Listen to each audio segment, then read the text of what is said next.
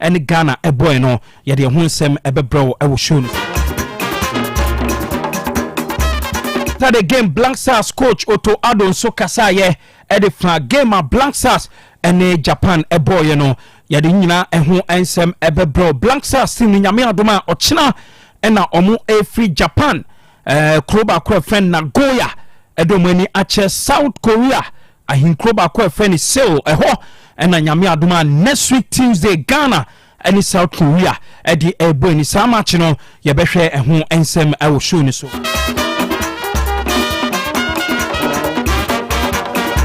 Black Stars players no unhu performance and modern mono saying ena etie nyina no abedwafo ebetenase na yakasa edi afa Ghana and Japan gamer ekoso ewo Kirin Cup na afia hwe nyame adoma Tuesday Ghana and South Korea game no eno so ye behwe eho ensem Black Stars players no ana team nyina omo performance no unhu ni say nyina no ye de ho ensem ebebro ewo show ni so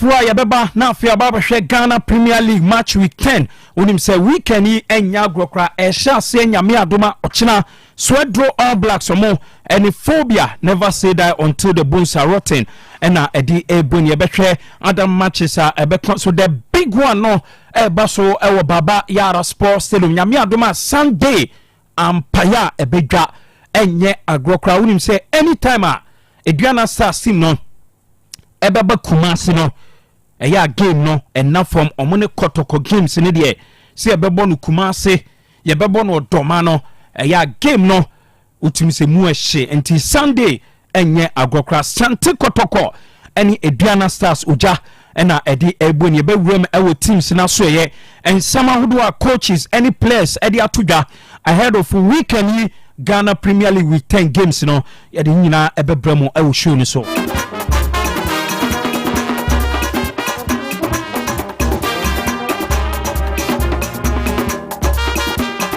Yebehwe ensama Chioba Aristika aw ye coach Edema Ghana Stars team no ode atuja sounds ena Karim Zito coach Edema Sante Kotoko wakasa ede afa Sunday big game ebekoso ewo Baba Yara Stadium. Don't forget say Asante Kotoko unbeaten this season ede esi omana so already oko Ghana Stars so Ghana Premier League table no omo ene dikan so far omo form no was so plenty inform Ghana Stars any inform Asante Kotoko and ebo Sunday Baba Yara Stadium ebe de pa ye de hunsem nyina ebebrebe course Division 1 League no so emu ehyepan ye weekend week 7 games no ye de hunsem ebebro sanso and MTN FA Cup round of 64 and draw kese na ekoso ewo FA Secretariat no ye de hunsem ebebro ewo show no so Asante Kotoko any future stars and ebo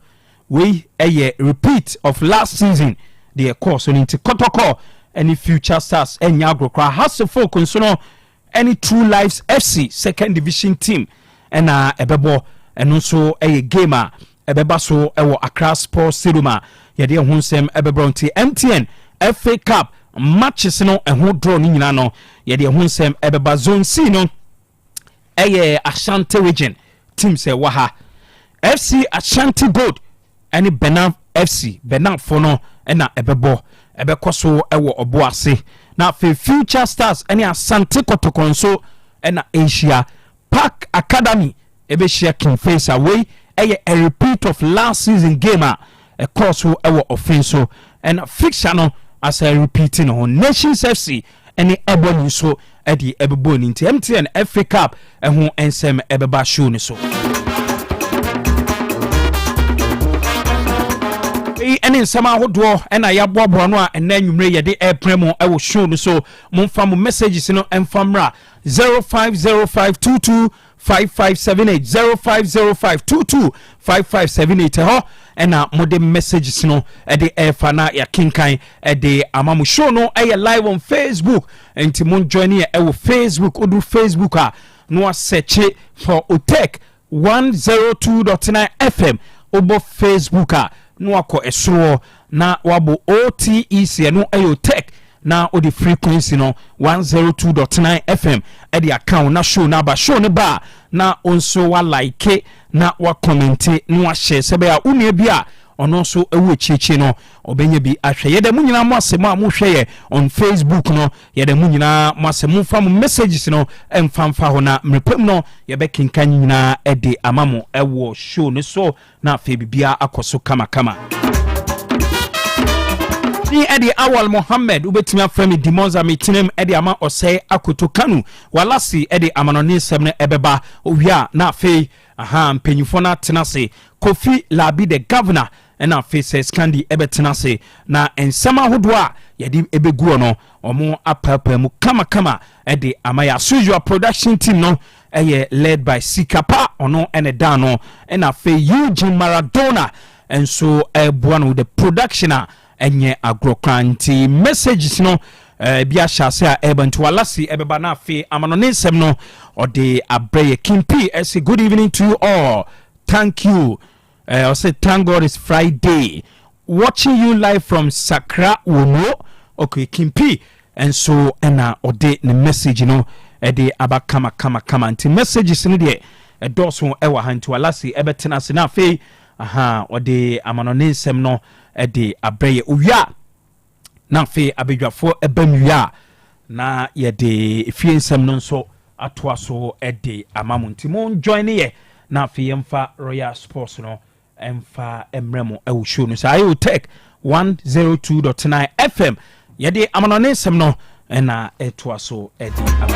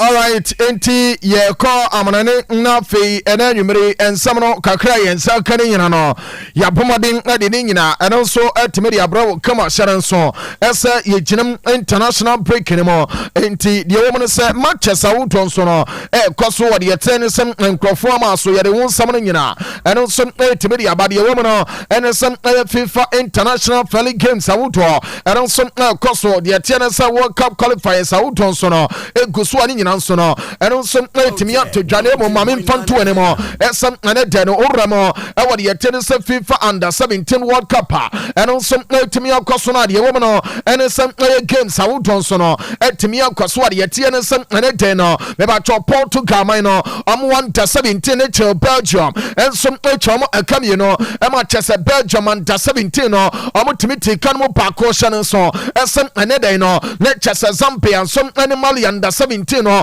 de chima game ne kwa na wie no le chese Mali so anom Zambia 3 e acho timi take mo baako sanso no na Switzerland so under 17 no eche Egypt pomo akam yensa timi timo baako shan so esa France under 17 no e po kanim ye no ma chese Colombia man no so timi ante sanso na me confirm esem Argentina ni mai kodie no eye tutu ne mo memfanto ne mo esem mai komai no me ba chomo under 17 no at the penalty shootout so no qualify ko mo ne mo kama ama chese ne nyina nso etimi akoya ye tene nyina no eno nsom etibiri atodwa ye koso ran family to no sa Ireland so no under 17 chi Canada nsom under 17 no me ba cho game ne ko na wie ye 1-1 game no e de buy na mum Ireland fo no ensom de penalty shootout sa qualify ko mo ne kama Brazil na den no ne Paraguay de ne ye no no me ba cho Brazil qualify on penalty sa ye tene nyina nsom etibiri aba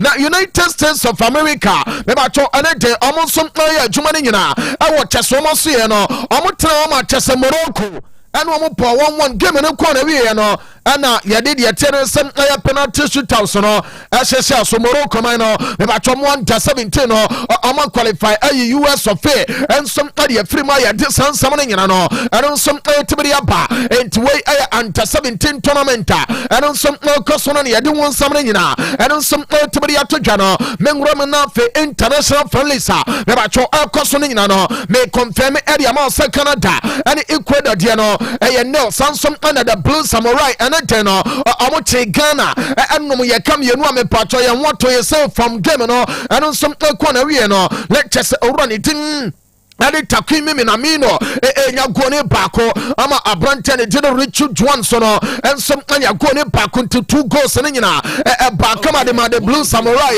e ba cho anonsom atimi akoda memfanto no say ye to so ye tie no and South Korea me ba cho Ghana ye game ay Japan boy no friendly game de name no ano Karen Kappa and some koso no me ba cho South tournament na mu no and South Korea and some Bolivia and no me no ama chesa Bolivia man no some antimiante na de tiene some Roma Kenya man no etwa Equatorial Guinea upon a bako ama antimiante some na Oman so no Sudan pon e kanemi no a me ba cho Sudan for no ama prayer ama antimiante o channel so some Uganda so no matem atena ho na the Cranes of Uganda etena no Chad upon 2 ama Chad timiti kan mo bako ene Angola no me ba cho Angola man tefie ama chese de tie ne sem Argentina man no ene chema wanu nwima se chena na so ya adwuma wa bra me patcho ne de Angola tefie na o man ne 50th anniversary no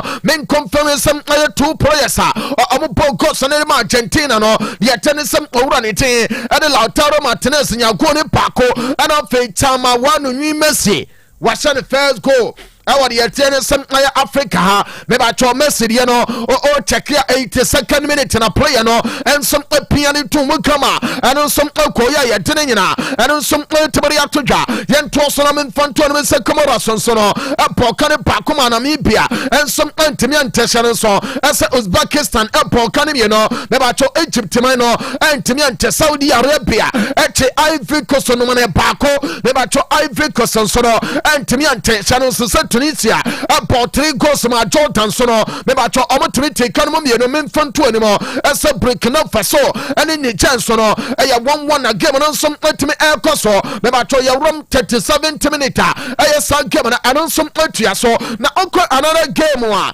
anon some to dwa and Morocco no Meba chomoro koma no amo body ya tia Mozambique kama san game no eno som timi akwaso kama ya dine nyina no eno som timi ya toja eno aye chesa 41 minutes na san game no meba cho ya boy ya temu nsam ne nyina eno som timi ya ba ma bibia so no timi akoye kama yankoye no na fe no memfonto no sam aye de yakapia no yemfamra yemra mewra na fe no yeni nkoma kakam fam free ya tenisa World Cup qualifiers meba cho ekoso ewo konka kafo mo na meba cho konka phone no Roma Bermuda ene yire mo pa ne nyina ne sam amene karakao ede bomo me ba cho ye twa Bermuda kanin so 7 chere din woman timi antebe ya tenesa Trinidad and Tobago and some etwo Omni the Reggae Boys of Jamaica at the bomb came in a corner, you know. Let Chesano some at the 1-1 air passion and so SA8 and so Pocano Paco, Emma Costa Rica, Amon Timian Temamin Fontuanimo,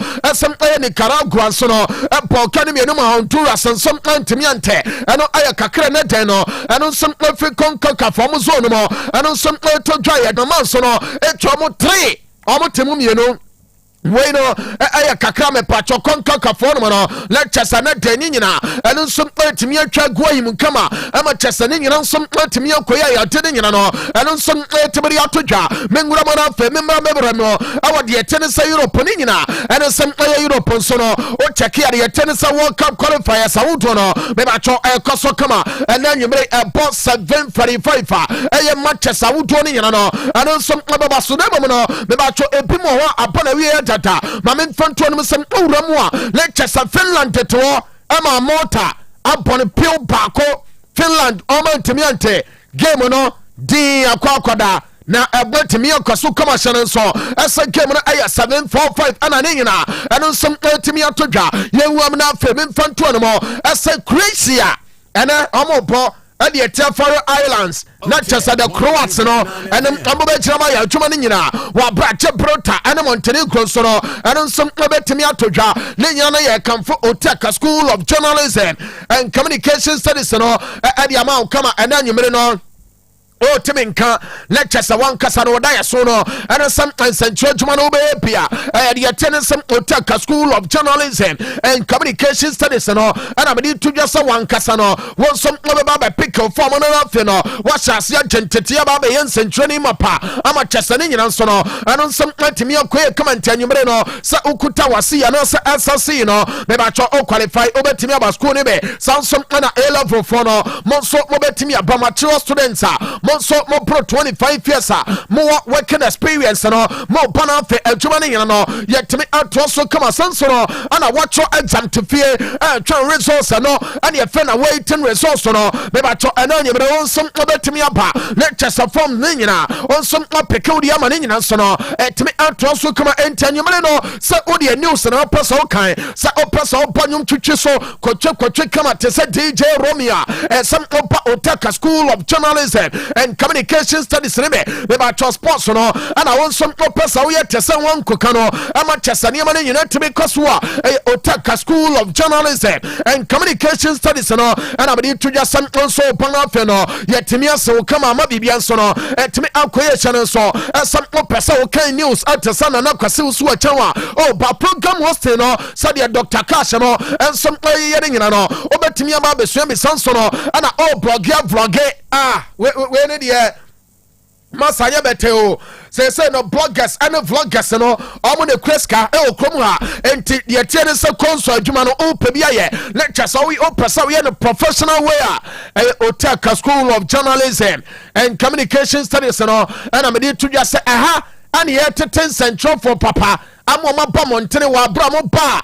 omo no nkoyika enfama adwumaku am so no Ramo ya jumadi amomo entim ananyimre no oba anasem otiminka oba number me to dwano lectures woni mpanimfo so watinkomo wa ba efri china kono wonsom obaba na fe forms ne nyina watimi aba be application so asa ochira ya Saturday enti efri Monday kono ana obaba nemom numbers ne de ofra anytime bia yɛne so bɛkasa ma ne nyina nso no ne nyina ɛne sɛ saa matches a ɛno nso bɛba so no bɛba bɛyɛ ho adwuma na mmom mepatwɔ friendly games a wo Mauritania mepatwɔ game time no ɛyɛ 11 am ɔkyena nɔpa ɛne kyɛ sɛ wei ne nyina ɛno nso ɛtumi abɔ so na yɛka no mepatwɔ Guinea man no ɛbɛwɔ si ɔma yɛ ne din ade Liberia ɔma san game no ɛno nso ɛtumi atotwa wɔabra yɛka ne nyina no the Bafana of South Africa ɛnso ɛbɛgyina ɔma no nso no afei no yɛka no Lesotho nso no ɛne Malawi game no ɛbɛba so sanso no ɛna Brazil ɛne Senegal game no ɛno nso ɛbɛto dwa ɛwɔ England Montana so ama ne nyina nso ɛtumi akɔyɛ kama yɛka no bɛbatwɔ Kuwait nso no ɛne Tanzania ɛde bɛhwem kama hyɛ no nso ɛsɛ Barbados nso no ɛne Aruba ɛde bɛpom kama hyɛ no nso ɛsɛ ɛyɛ Dominican Republic nso no ɛbɔ na kyɛ sɛ United States of America nkurɔfoɔ wei na ama kwakɔfɔ nsɛm pii aba no ne nyane sɛ World Cup yɛ ba bɛkɔi no kwabena sɛ wɔn hɔ a ɛna yɛ kwakɔbɔ no amane Canadafoɔ no US of A ɔkyerɛ nyankopɔn bo a anwummerɛ no na kyɛ sɛ 10 PM no ɔmo bɛgyina mɔpɔ ɛde atia Paraguay ama kyɛ sɛ san game no ɛno nso atumi aba so kama na wɔaba yɛte saa nsɛm no ɛno nso atumi de ato dwa no bɛbatwɔ Ghana bɛgyina mɔ na afei ɔmo nso abɔ ɛde atia ɛyɛ bɔnɛ ama biribia nso no ɛtumi akɔ so kama ma memfa ntoɔ ne mɔ ɛsɛ Saint Martin ane Belize ane bebom wey aye games a eba so yengram wo Europe na fe no memfa nto no sem amo World Cup qualifiers sa woto no ebeto so okere nyankopon bo a aye Slovenia ane Kosovo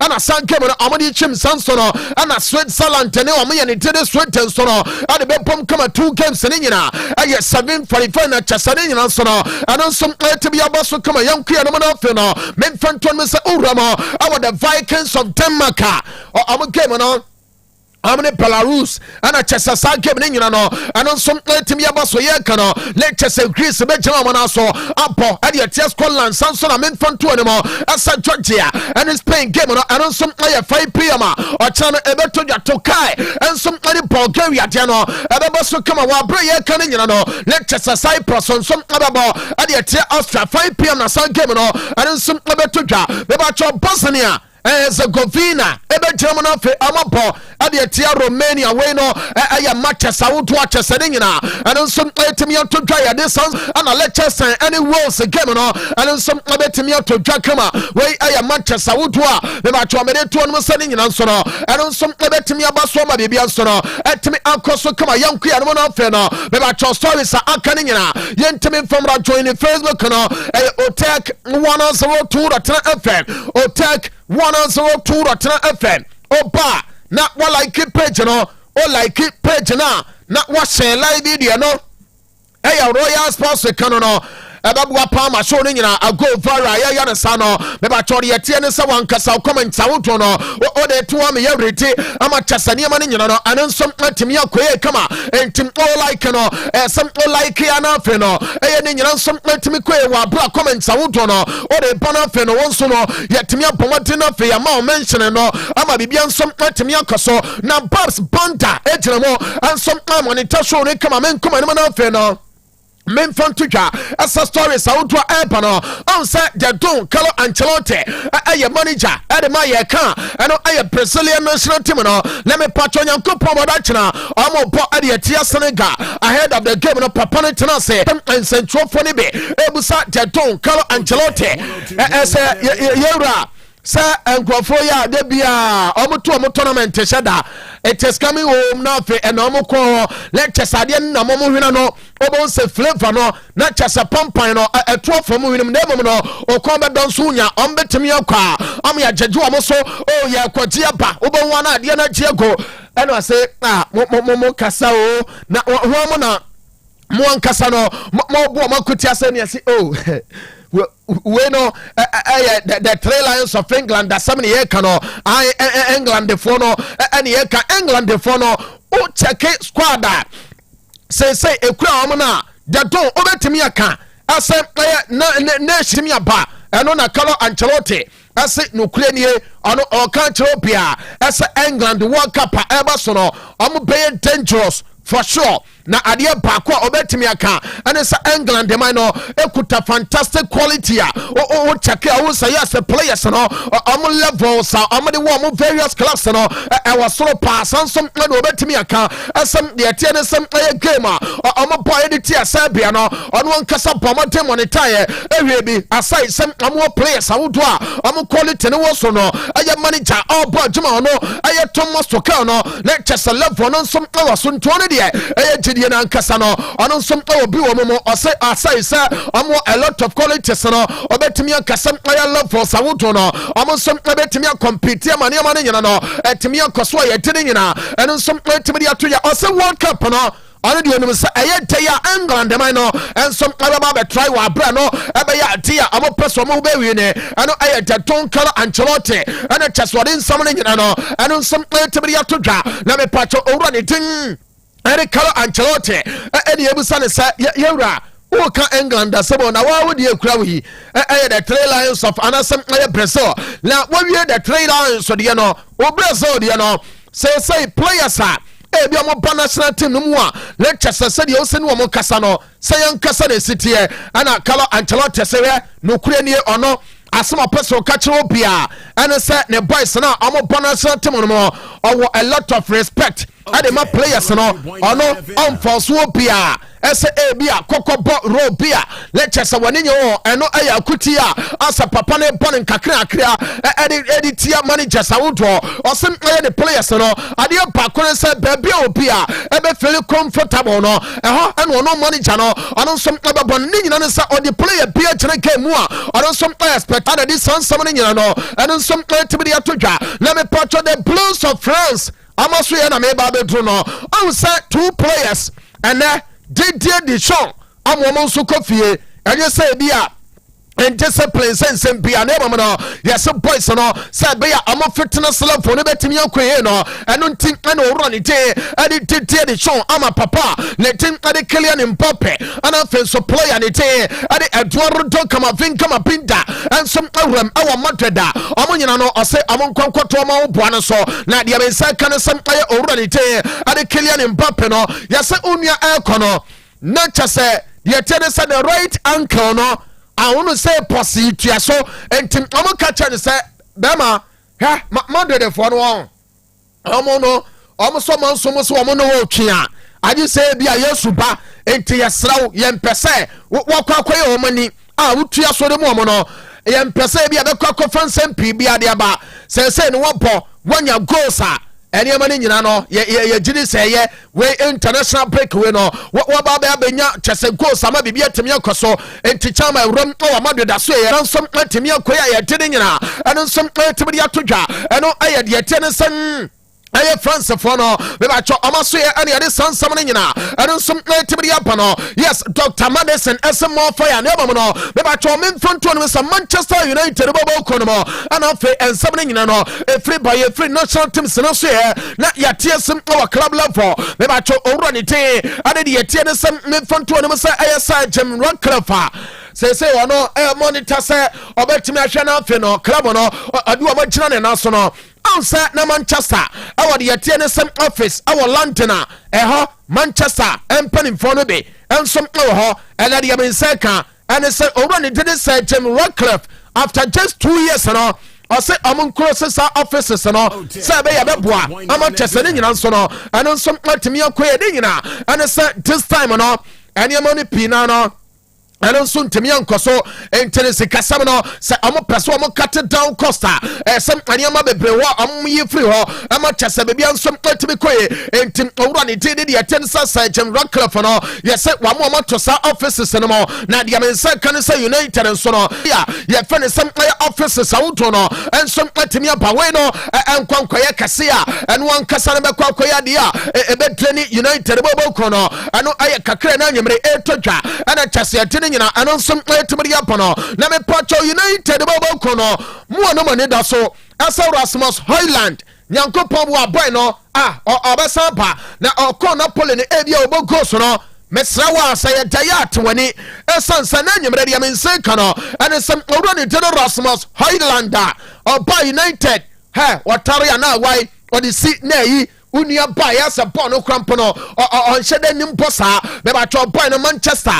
amana pm awa Napoli ya se Manchester for ne say he sawo no e de ama Manchester pa ne de enye enti omo de omo kan chro bia asem owura ne tin ade de tie ne se memfanto ne mo asem ya Bronte ne Demonza Island no he omo nyo madwene ne anyo madwene chena asa ambesa je player no ama cheso no nsom aba bewura mo ama ne nyina nsom atimi akoya ye de ne nyina eno nsom tibiri atodwa na sense kapa me se wa check machine no esa nsem videos awodo me ya madwene sa me wo so enti se scan de mom prompt se kapa ma me o mie WhatsApp no na fe no videos ana elo to ne nyina anwo so esa nsem me baba ya nwo dwuma ama ne nyina nsom atimi akoye na me free Rasmus Hoyland na so ye no me ram awo pass ababa ko no ene Manchester United in sense na mo me ba to ya se so am person am fa ne permanent anasa boy no so na am so be mana tena na afi no wasese kan na ye na ma o de akwa ya dwuma o baby entim ya se no so akonkon ho ama Chelsea ye tie ne se Manchester am so ya red se Rashford no se Barca ba ni mu a am be hu na di Barca ma club bia acheso beba no ombetimi aton no enum na de mense ka no ene sa yese tournament pe bobo ko no ena fensum England the clubs awodo pe Marcus Rashford se Barca ensum antimi ansign the permanent eno aye kakra na nyimre etodwa ene e dene nyansum antimi de apono o kan se me de aba betodwa ese Jadon Sancho Manchester be ready say boy na nkasa no omonso betimi agane kwan manako enye say bia omoba beton no lemom edu sama no le Sancho en kakra sa still obia mai esem ope boy na omo be jane kwan wa bre no ebeye mutual termination ama boy no ensom atimi akọ enti yasa Manchester so no egoso edidi nkoma ye dede nyina ensom atibiri atodwa le me pacho Manchester ni aje son le me opa we kire se owra ni dire Andre Onana papa ne de ne tiate sadie obi bonyom awo Ghana ha utiate no sana de nyina no eno nso atie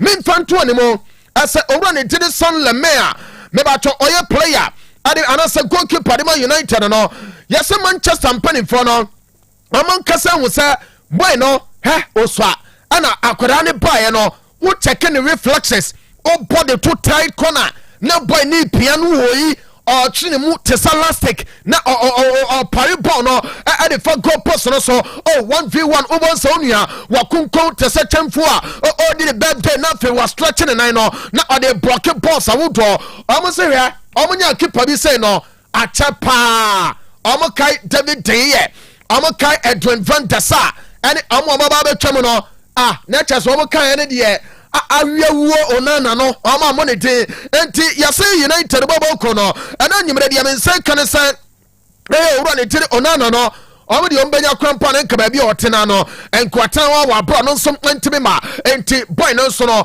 de mense kan se Manchester ebetimi ahu abranti a letin ade Andre Onana ensom atimi edi ama chasade nyina so no etimi akwaso kama ye tire nyina ade nsom etimi ya todwa men koma no na fa men fonto ne mo asakop no mo Manchester supporters no mo de mo nim sa boy na bi a oho ane e mane mo no de men say kan say yase boy no onye fully fit na mo Manchester expect say owura ne dey ade kop no yase omno so no expect game wa omne Everton be no obetimi aye fit na fe boy no ensom atimi aba be sa game ne be eno aye according to reports ena nyumre me gada de free Manchester krom one no ana chese ne nyina nsom atimi aba no be ba cho Bukayo Saka aye boya say Arsenal omakuma eni akwada no na de me say kan say contract extension one sense ma me be kan wa ha ese Arsenal bobo kono ane Bukayo Saka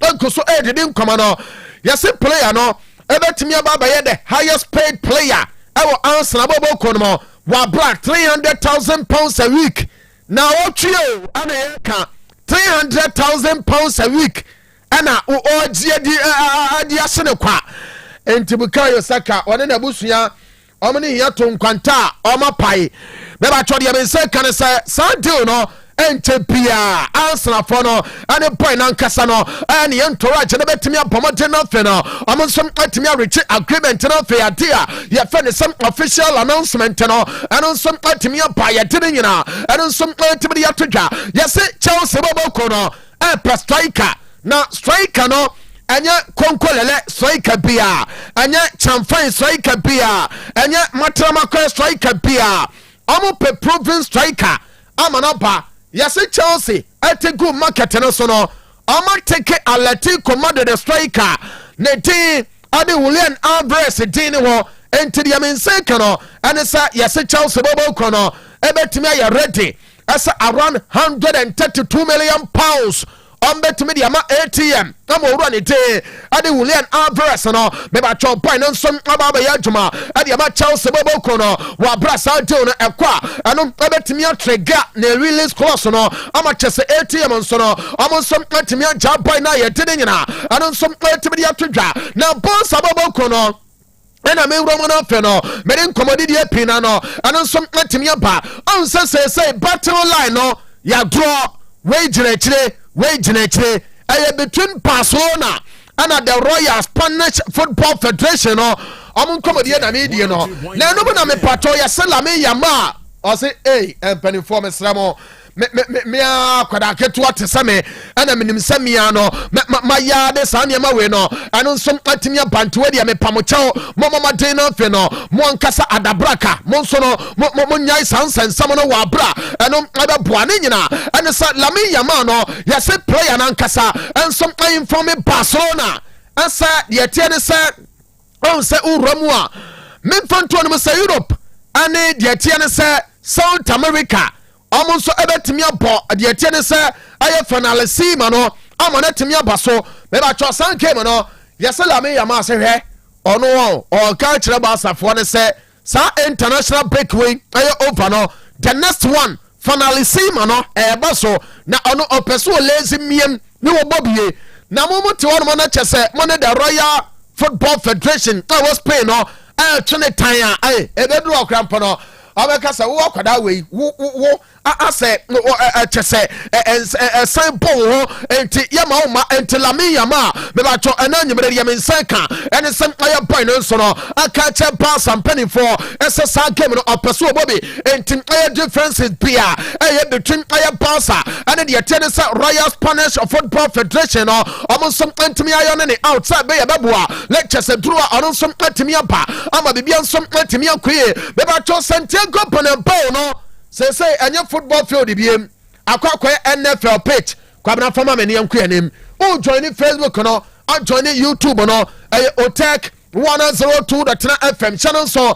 asa doneka ba me sharo ba no nombe ama chesa no som atimi aboa bema de u gira wona so no afe no watimi aye adwuma bema de me se ukotodwo mo yemre na fe wan kasa no peche no sisi achi emu atimi aye den kama achi kasa no enya mwode agyina so a eno ana chesa wodi bo adwuma eno ana wodi sapna eno ana wodi wobre eno ana wodi bo pompalupa kofie kowu mese kofie kono bono eno na esa wodi bo agirija bono eno aye doneka ba mesha ana chesa wonso no wodi tintim so ama bibia nsom atimi akoye kama enti sawdu oba no abafro de etie ne sem aye dade de na kowiem no eno aye doneka ba mesha pagya ne kowiem ne ja ne hwe sere nsam no aye doneka ba mesha ena ye Friday aye weekends no ma ne wo no enkonkoye twetwekere ema ebia enuru eduada no ubonsa wo sori akwadwuma ho se hye ese kopot no eni kwan se koba sa doneka no ono no na boost immune system no ema no no mpe abebo modena fe a regulate mo menstrual cycle no ama emoja no flow kama sanso no ana moa no tene jawo che moa mo tene awia so ensom aye adwuma che no eye doneka ba mensa no ana me pacho mo no mbe abebo ma tenka no so no etimi aba oba de eba empamu a wona wo ya orchestrator Demonza say ya ka orchestrator wa football mu a so ho emfimfiri ho una oji pass no u bia di atum na fei oji on say ye ka say defensive splitting pass we dwa defense nim yenu daha na ball ne nam two pass e ye wo ba na wo de ma e say twist ten na u dan niema say be ya ebe boost energy level no na oba da ho saa say de bia du for che dan so ani dia me de me wo tiko because ba bia wiase aduro no eni gie ni nyina no na ye one time one day born one day die into oba num do neck ni bi ebe siesie wa ma tenka no abakama ba bia tonton no bi abenya bi na mo bra wo Otec FM opa wo se ope do neck heba me shadibe etimi ato for doctors no awa 0246 727 677 0246 727 677 and also 0249 208 252 eno aye to neck heba me chana me fonto me say benebau na me kano eno ana Eugene ese de to so no na nyimre de me say kano and say Girona ene moduli game wa me ba chomo bebo no yase Girona for no to tickets na wie sana de nyina etie na de ba no say Trent Alexander-Arnold yase Liverpool game awamobi ana fe Rayo Vallecano game na awamobi no ne nyina na boy no onya fit enu nti ene kokko ba yase boy no enso ntimi amobi ne nyina ne say Alonso pese player ne ye fit oba no ayeso sintawe wo sia masa wo so bo peg na chi na wutu fa so ente no na ye kakra na nyimre etodwa na mom Demonza ene one goal no na enye bete kwabra videos na ba beduru a yenko wa bra stadium ho supporters awudo no Messi na nya agro we ni ye omo bae no so Demonza Angola no hey where time at Timbers no eba hey Messi na omo de ginem ama de omo we flag no ano beba bat we security no dabi kwabna fa yakọ yachi ai amika ni bus ni security no na America no security no eno enye bete o Demonza e wa Angola Montana so ubie we na nkiatie kakra bi ne ade asoro so we na ai edem wo enti yankọ ne yemfa kakra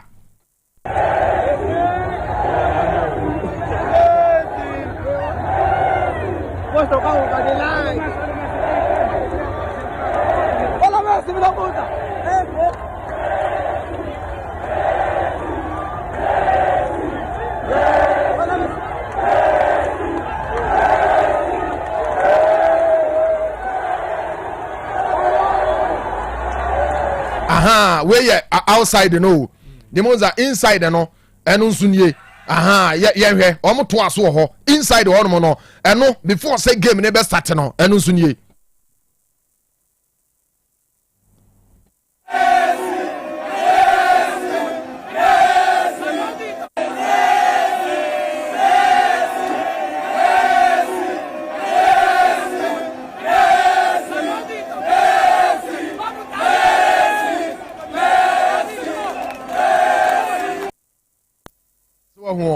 football Messi yes okay the football messiah abangola asaba be payatna wo ho enti Lionel Messi so aba na mum yankopɔ bo ochena yempeso anu so da yie ne ba no Master Jobo generator expert ni nua ba enti ochena Kenya ase abremu achease aho no ye frɛ ho amoamu achease obi wo a wo ka amoamu achease na wo hu na mum Kenya ase abremu achease ɛho ɛna yankopɔ bo ochena ye kona afi yakwa akoja ye papa Otec FM ye ya ye papa no Master Jobo generator expert okura ni nua ba echi enti no ye de ye mbi ho no ma be kɔ na anwumre ni akoda ho amade a chinti Nyankopɔn ke nyina ho Demonza ye da wase say na anwumre wo ma ye mre ni bi e ma ye de kasa say dog konso ba wo dog ba Vema plus ano dabi o je we no adwe no ene hu be di o me ho dro hu be di o try ma bro nya ma ansan ma ku akoko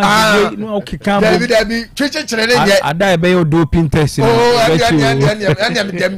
ene me dem because ada no dru one am say dog me sewa ba ku bi a me di ye ne de mia me nipa bi ba be fai nti mintimi yesi fidi gadochi so gani wani tuama ye ni nyawo enti do ko mesrew ma me ba ko na me mfanto bo no so nsese kan na hwesa ano be na ma Demonza wajimedi o air drive no tuato se Vema plus o munu ndie anu ahyi o na anu ahyi pa se dinate no so ekodi madam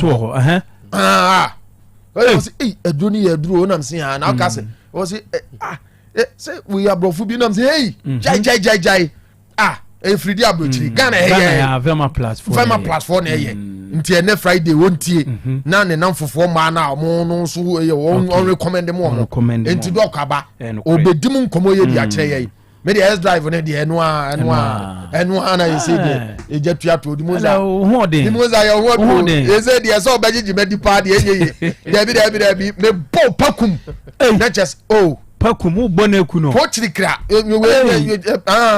anu na me kan pampalu pabo na o kan say pampalu pabo me ka say o kan say chichire ana chichire o da me mpe enye ma hwe ya na ntine no bia mu akosi we unum a enu eye moja nu adwuma ma na sane na yesi bibia akoso enti we ne de kofi kono bo ne de yes drive na enu an ye de bo ti go kwaba enti an confirm plus o ma so ye na omo nkomodene nkomohwama omo de bre no omo fantoa so emfa my dog say bia boko Demonza radiado bia de din mi share wacha na una ushia mi ache wona hu wache okay esu odwuma do esu mi wo ma o odwuma do so ti ye nyina esu ofu do so aye nyina sa pepepe na nkomo be na o de bre from Vema Plus sure awa me da se ma minchi ana minchi tie for mutie 102.9 Otec Royal Sports wa last year bo adwuma no for representation e clear na yeso e ba na de eye apomodin komo no e de atoa so na bebia etumi ahwe na konka ye nkomra nya apomodin wuhia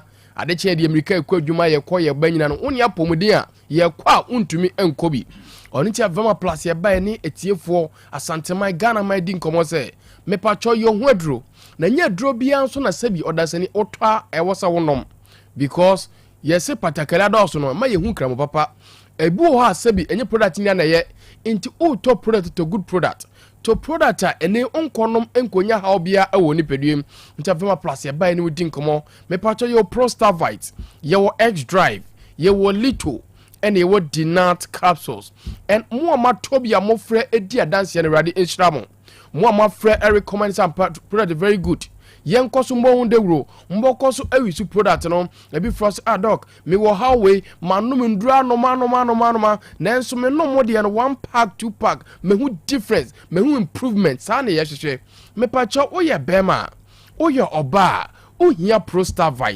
Prostavite capsules enam say infections ya da wondem no utumi nya infection sawo your ba so ye bema one bema so ehiem ewondem no utumi nya infection ene emane bebre sabi o me carrier of infections emrante ne bebre carrier of infections bema with your branch with me so ne obabi akeka wate ase waba me patoma ko test akohe mojem se empono or infection ana monye sa test no but ene waje match no uji wie kira sabo no wan hwe ya ebetete wo lifetime nyina oninti e ba ene wudi nkomo se infections ubetu ase the Prostavite capsules ene ditu ase so bobo ho banso from infection a Prostavite capsules gonorrhea syphilis chlamydia aye household name yare ye boy nam street so bia no na mom deadly nti se ebi yo na se wanu madura bi na won fa ntu ase a enya de a ho beto da oninti a ye ubamu ekeka wo no oninti a discharge insuo bi no oninti a infections eba ho eko na ba ohun se de bia no wase sebi insuo bi gugu wase kasia na sebi oho enya hwam infection yenu anamo ma moko public toilet so no de bia meka se oyo ba na wo public toilet so a mesraw mama Prostavite empower ho ema Prostavite empower ho because sebi infections no ho bebre na yete no public toilet and heat a few bakra nya agro sebi no ba kokoto so 360 degrees na sebi nyuma fam sa e ban sa de bia na infection e wo ho oni ti am so no Prostavite capsules samso na mema mutie me oye bema onyame amawade for the prostate eka sex organ so without prostate se prostate anywhere chairman untumi enyi mobile se prostate anywhere se bi oni obada ho entumi ensane prostate na ne sanso store hu so fe semen no ana sperms no enti se wutie me abema reason I so no Prostavite ni se infection edidi fro bema mu ekwa prostate mu a ekokoso ade e fense prostatitis because bacteria edidi akọ prostate m akọkọ so saa ha no edi amount omo gine hunsuo no ti bema bi ni obada all right nanso sabi ontumi enyem oba yesi wonya oligospermia and a low sperm count as a result of say a bacteria and about the prostate and akọkọ so prostatitis no unya free endem inti oye bema bo prostate ho ban now nipa bia wo cancer cells o nipa duem oba wo bema wo inti cells ne develop ya na ewu na foforo e develop ade ya boa ye ema eneminu mienu enya cancer ne say sabi ye immune system is very strong the moment a immune system be weak no cancer only say no prostavite capsules onum prostavite capsules are ebo ho ban from prostate cancer yare baako a echi Africa mema na sabi eku mema pa eye prostate cancer na BPH benign prostatic hyperplasia e kind of prostate gland enlargement and as inflammation no eyade etete mema na eku mema pa because of inwani edi ene ye weda no intima ye prostate enyini tentem ehono tentem oni ntiamini wudi nkomo no se wo ye bema emma wo prostate no sabi eho entechema sani wani hu hia no saa so na ma wo prostate ehu enhia because a prostate ni ho si ye you prostate a ontumi be ma biem sabi so oba yi na wode a ontumi nya oba biem because ontumi enyem saa so na be ma prostate hu no ye kase infections ebem cancer develop wom na level na ko damage ni so a doctor be kase enye prostatectomy yenyi eye wo prostate enfamfi wo ye yi prostate ni afi wo wi a chairman wa wonya oba onso awonya be ma na tibusa awereko ubewu ya because obama en sorry unya think up of enfam oba na afi na wabra bon unhu se wo left and as wo right en twema yen show catheter en twem yen diagnose you na yen kasa wonya prostate cancer and na wonya prostate enlargement and wonya prostatitis and no friends doctor metemonka wo Otec FM na mo manfam serious ene ohone bia kame modro mi su bia na eba ne saye mpese be fiu because why aswodin wo ma unkwa ho ehia bro ne say prevention is better than cure and trauma how ne emma when you 18 years when you 30 years when you 40 years o ye bema o prostate nti eya tanom prostavite capsules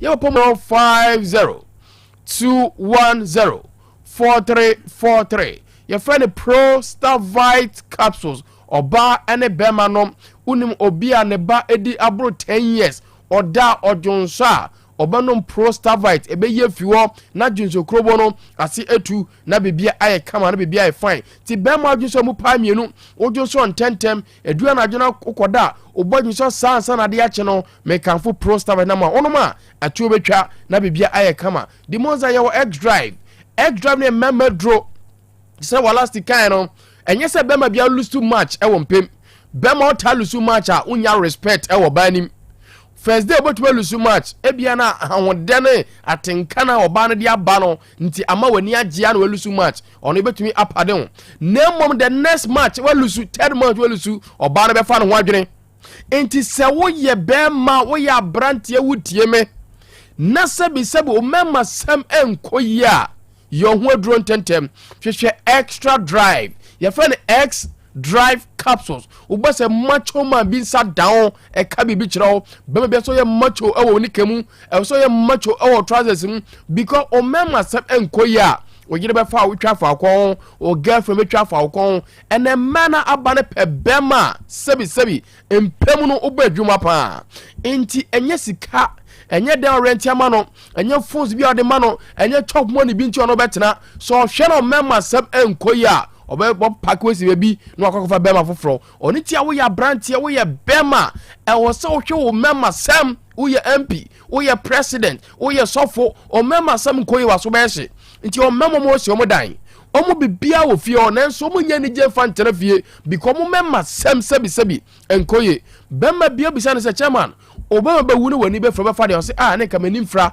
because ade ente fa bema enam se bema de nantem te fa se bema ti the moment be lusu mema ye pe or respect e si oba bia respect o mpacho utie me won hu se be hu sa no ntentem pa obema no po sebi wo ko ba wan chana adwojo ebu ba sebi wo de sha ase wa na adwojo diabetes we yare with pressure say yare mienu we e ma bema dwojo uhia X drive capsules enei enkoto spray bia enkotwi stone bia enkononom quick action product bia ono na ma body ne adwuma ntentema mfaso bia ene so ye friend X drive capsules ye wo little ne akase wonum e won ka uhia little me pacha o lungs eye ene o tonsils ni nyina contribute to halitosis inti obi wono mo ase ne tirim na bono wate adura so aso so se ne tirim bono ayen carbon and aba oni peduem san carbon wo de little capsules and litu ase wo ya mama mebra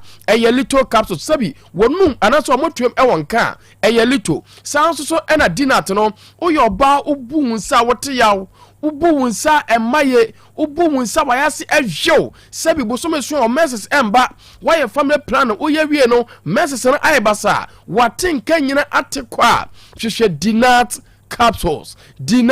capsules oba menstruatia osu wonya 12 13 410 210 43 050 210 Demonza ya branch ya nusu match ema nusu match die obedi ene testo testo ubo duma ye pa match ni kwan se lose yes match pa die ni sika normal se wa nkonya vema platform no bia nka ho a wan hwa uti home kra no yes na walusu vema die ni kwa ukwa we kra se ubo yeah that's it dog that's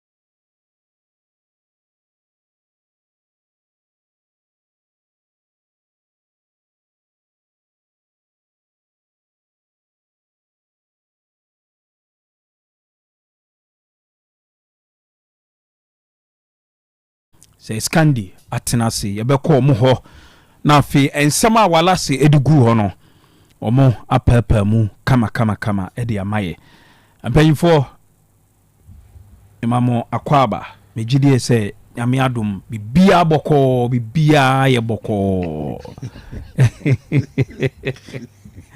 ana bibia nshela nye boko sa nyame adom pa. I say you want to force it down our truth. I see a YouTube saying you might be call. It's from this side, no dear.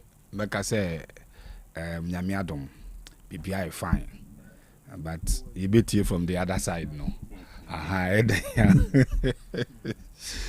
It's the ones that had a BPI fine. May I sure say, a Janadom now Chibako and per the working schedule of Ghana no as I query into Friday, Saturday, Sunday, weekend we will get into family business and any other schedules and nipa ewo.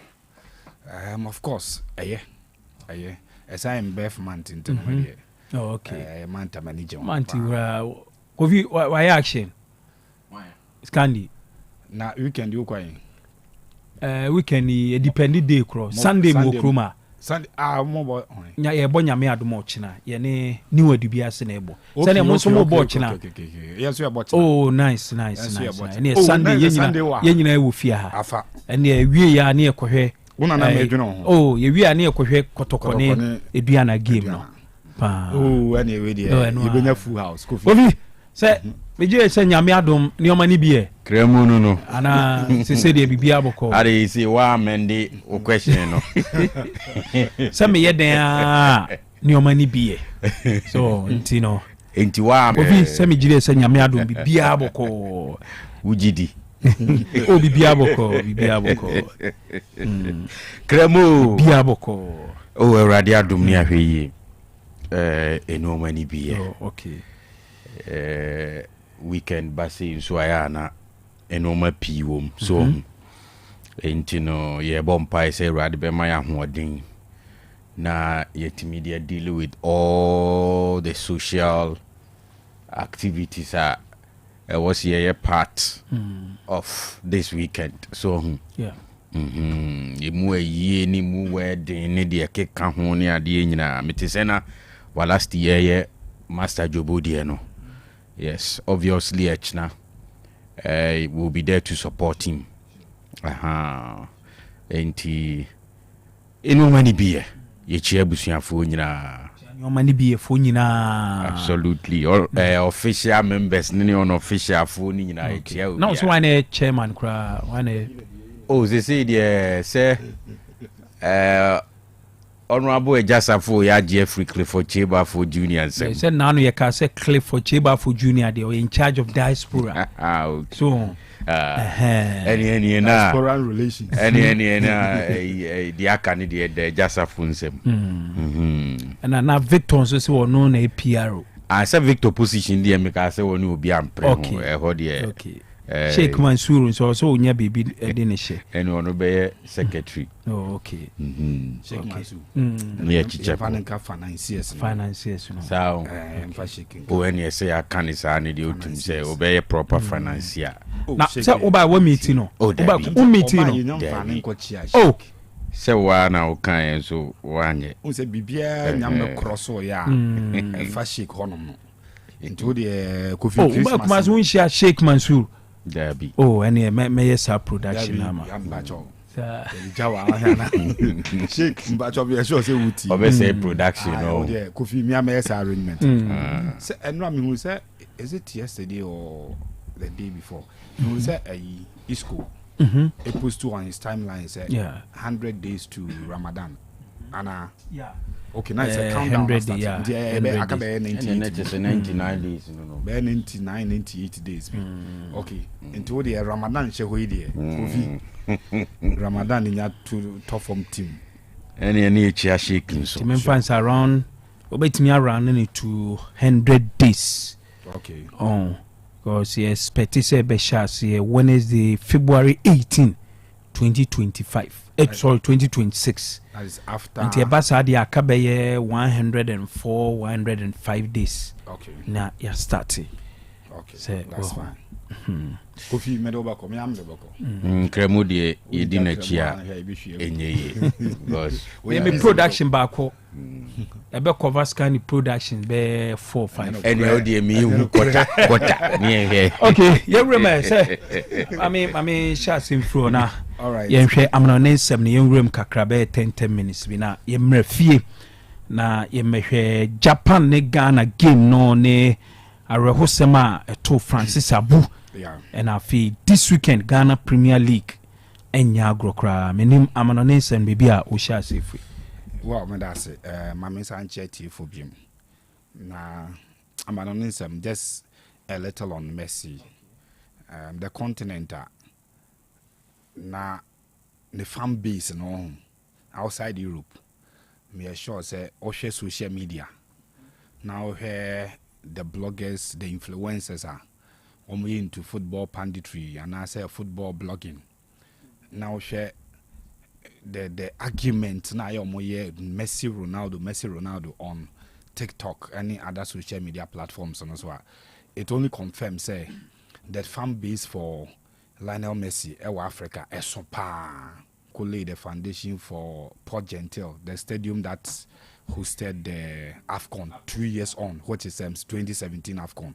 Gabon for hosted na sa stadium eka venues yeah they hosted the AFCON and all that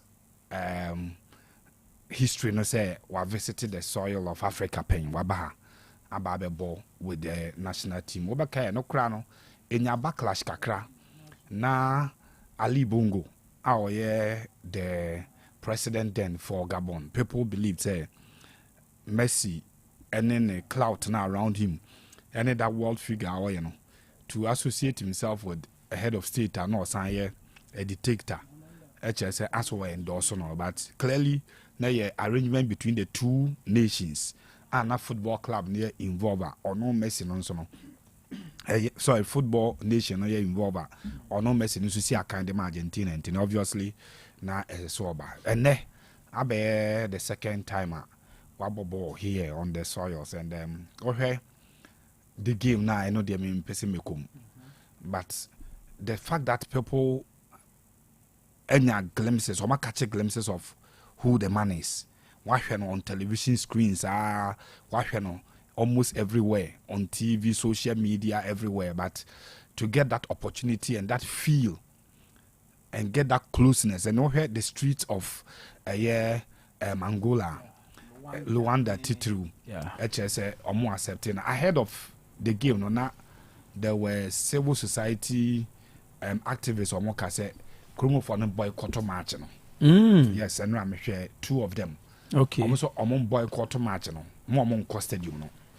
Na ombehwe kura na omonhwe ne TV so aseche ne se omogiri se ehia ana ho kire e okurum ho okay ni padodo no ho kire omonti omonhunu the wisdom in say obetam $10 million estimated $10 million I tell say in the become for just a game as a ceremony ye bowie ne yakwa akombekwa akwade nkrofo ti ade ne use that money no $10 million no for something beneficial. And I say for even developing the same Messi now all the neighbor no. If we develop football Angola here, you could have another Messi. This time some Messi be free Angola.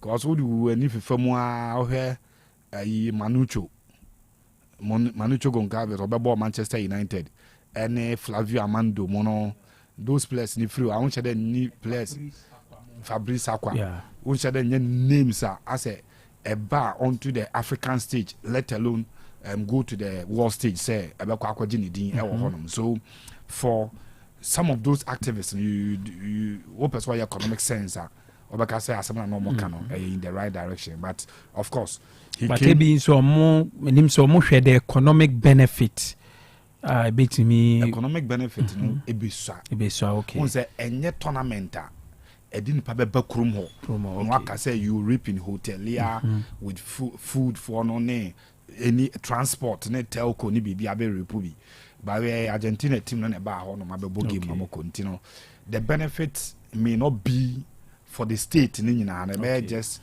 Argentina national team no benefiting from it, just that the just to add something small. Sure.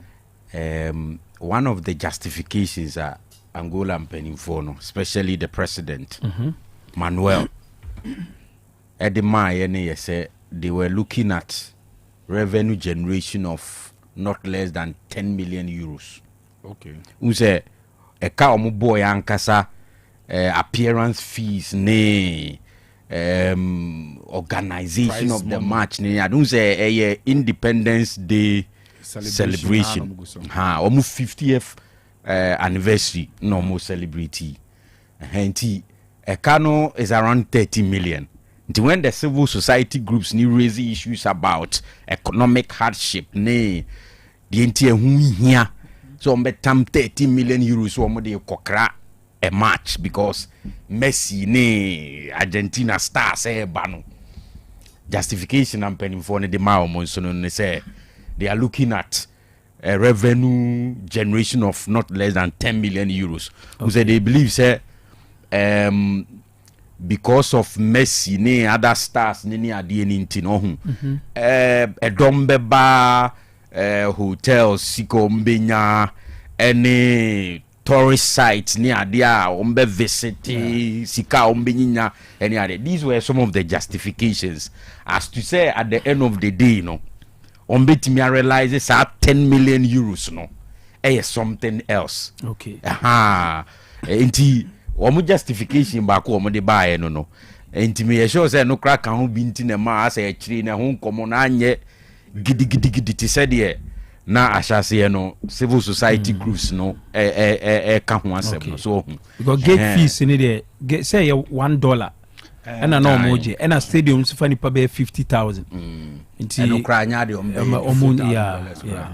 you see the angle Kofi is looking at it from and I say angle no the be me on say people yam say Ghana ha Kiabono Kumasi okay so people will travel from Takwa Sunyai into the economy in Kumasi will be boomed on a man for the bada because one meda on the stadium no go to hotels in Kumasi eatery places no a man for Bakwaku Didi and then if there are other scenes in Kumasi will be bit to say will be desires will be a person of visit Lake Bosom and some of the game no and after the game no obeko be santi economy na mu scanner na be security okay enko yesi kafra me fan say kaye bon Ghana ha ibi be free Burkina ba Togo ne Cote d'Ivoire yes still I be ba obi be na dey say it is a lifetime opportunity it me why every coast ma te say Messi ba Ghana I can afford it why not take the opportunity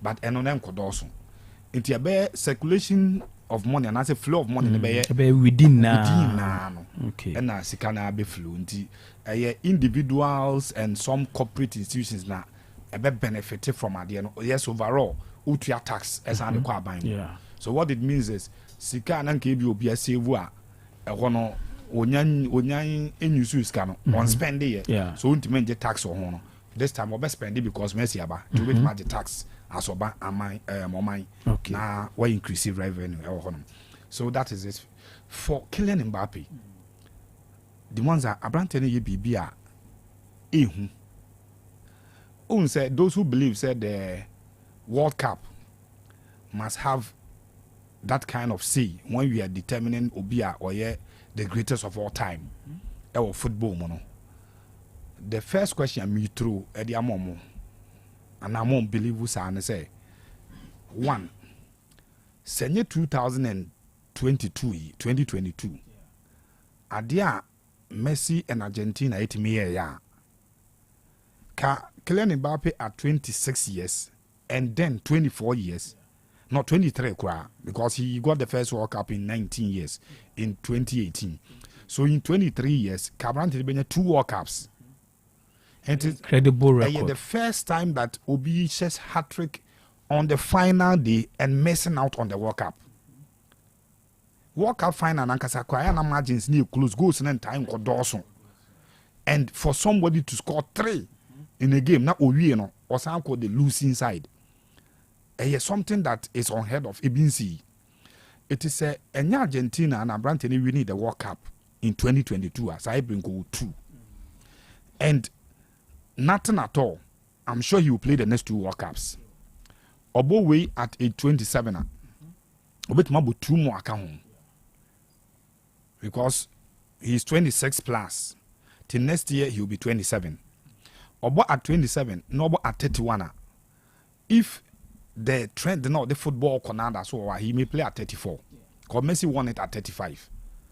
That will mean say obet me somehow one every new World Cup baku be maka hon and that would have given him 3 to equal Papa Feni Pele no. Number 2 the all-time top scorer chart no for World Cup and also you are there closer from Argentina so from Germany in 16 goals at the top here and it is the record but why here or no about World Cup no on 3 occasions about 2002, 2006, 2010, and then 2014. So 4 World Cups and about 24 games. That is 16 goals. Ronaldo, the Lima of Brazil, on also about 3 World Cups, 98, 2002, 2006. On also 15 goals from 19 matches. The next player get Muller of West Germany, 14 goals from the 1970-1974 World Cups. To also bought 2 World Cups. And Odinya goals no. Then you come to Kylian Mbappe, not Messi. Messi with 13 goals, but Messi about 2006, 2010, 14, 18, 22, 5 World Cups. And that number. We be in 6 World Cup. Yes, and that is 26 matches played in the World Cup. Here comes Kylian Mbappe with 2 World Cups and 12 goals. So what it means is that when this World Cup come home, with World Cup, yeah, one World Cup trophy, okay, with 1 World Cup trophy, it is 14 matches. Our World Cup, Abrante Nukura 12 goals. An incredible feat. 14 matches, 12 goals. It is about the next World Cup. No, even 4 goals. Matches no say extended because you about 48 teams. You have about round of 32. Yeah. And say about round of 16. Eddie I feel one of the aba. What it means is that just 3 World Cups, this young man a bit my breaking record no. And players who are still active and playing the World Cup, Nipa or that's where around the record, Messi. And it is certain that Messi to me bought the next World Cup, Kurana, Obi World Cup no. He will not play the next World Cup again. It is Kylian Mbappe at age 26. Already 400 goals, 55 for Omaya friend of France, and chasing the all-time top scorer of France at 57. Giroud, and he cra 57. No? So if he gets 3 more goals in his career as a footballer for France, he'll be the all-time top scorer for France. And it is a huge thing that Bona Wabono. Imagine Bona Kylian Mbappe abami ehuno. And now said the Mississippi premise no Kuka World Cup me and possibly could make it 3. No be all-time top scorer for France, all-time top scorer for World Cup. Will that be enough to say obey the good of football? Obviously for me, no. Because born and Kasapa da bono, I'm not sure he comes closer to even the first 5 I have seen. It could be numbers no, obenya accolades no, and he will not come closer. And untina. Me na me of the school of thought say Chinchina just a Messi and Ronaldo baku win World Cup and san the greatest of all time or my basa argument no. And after Messi winning it looks like a chanamato argument no, and it is dying off slowly. Okay.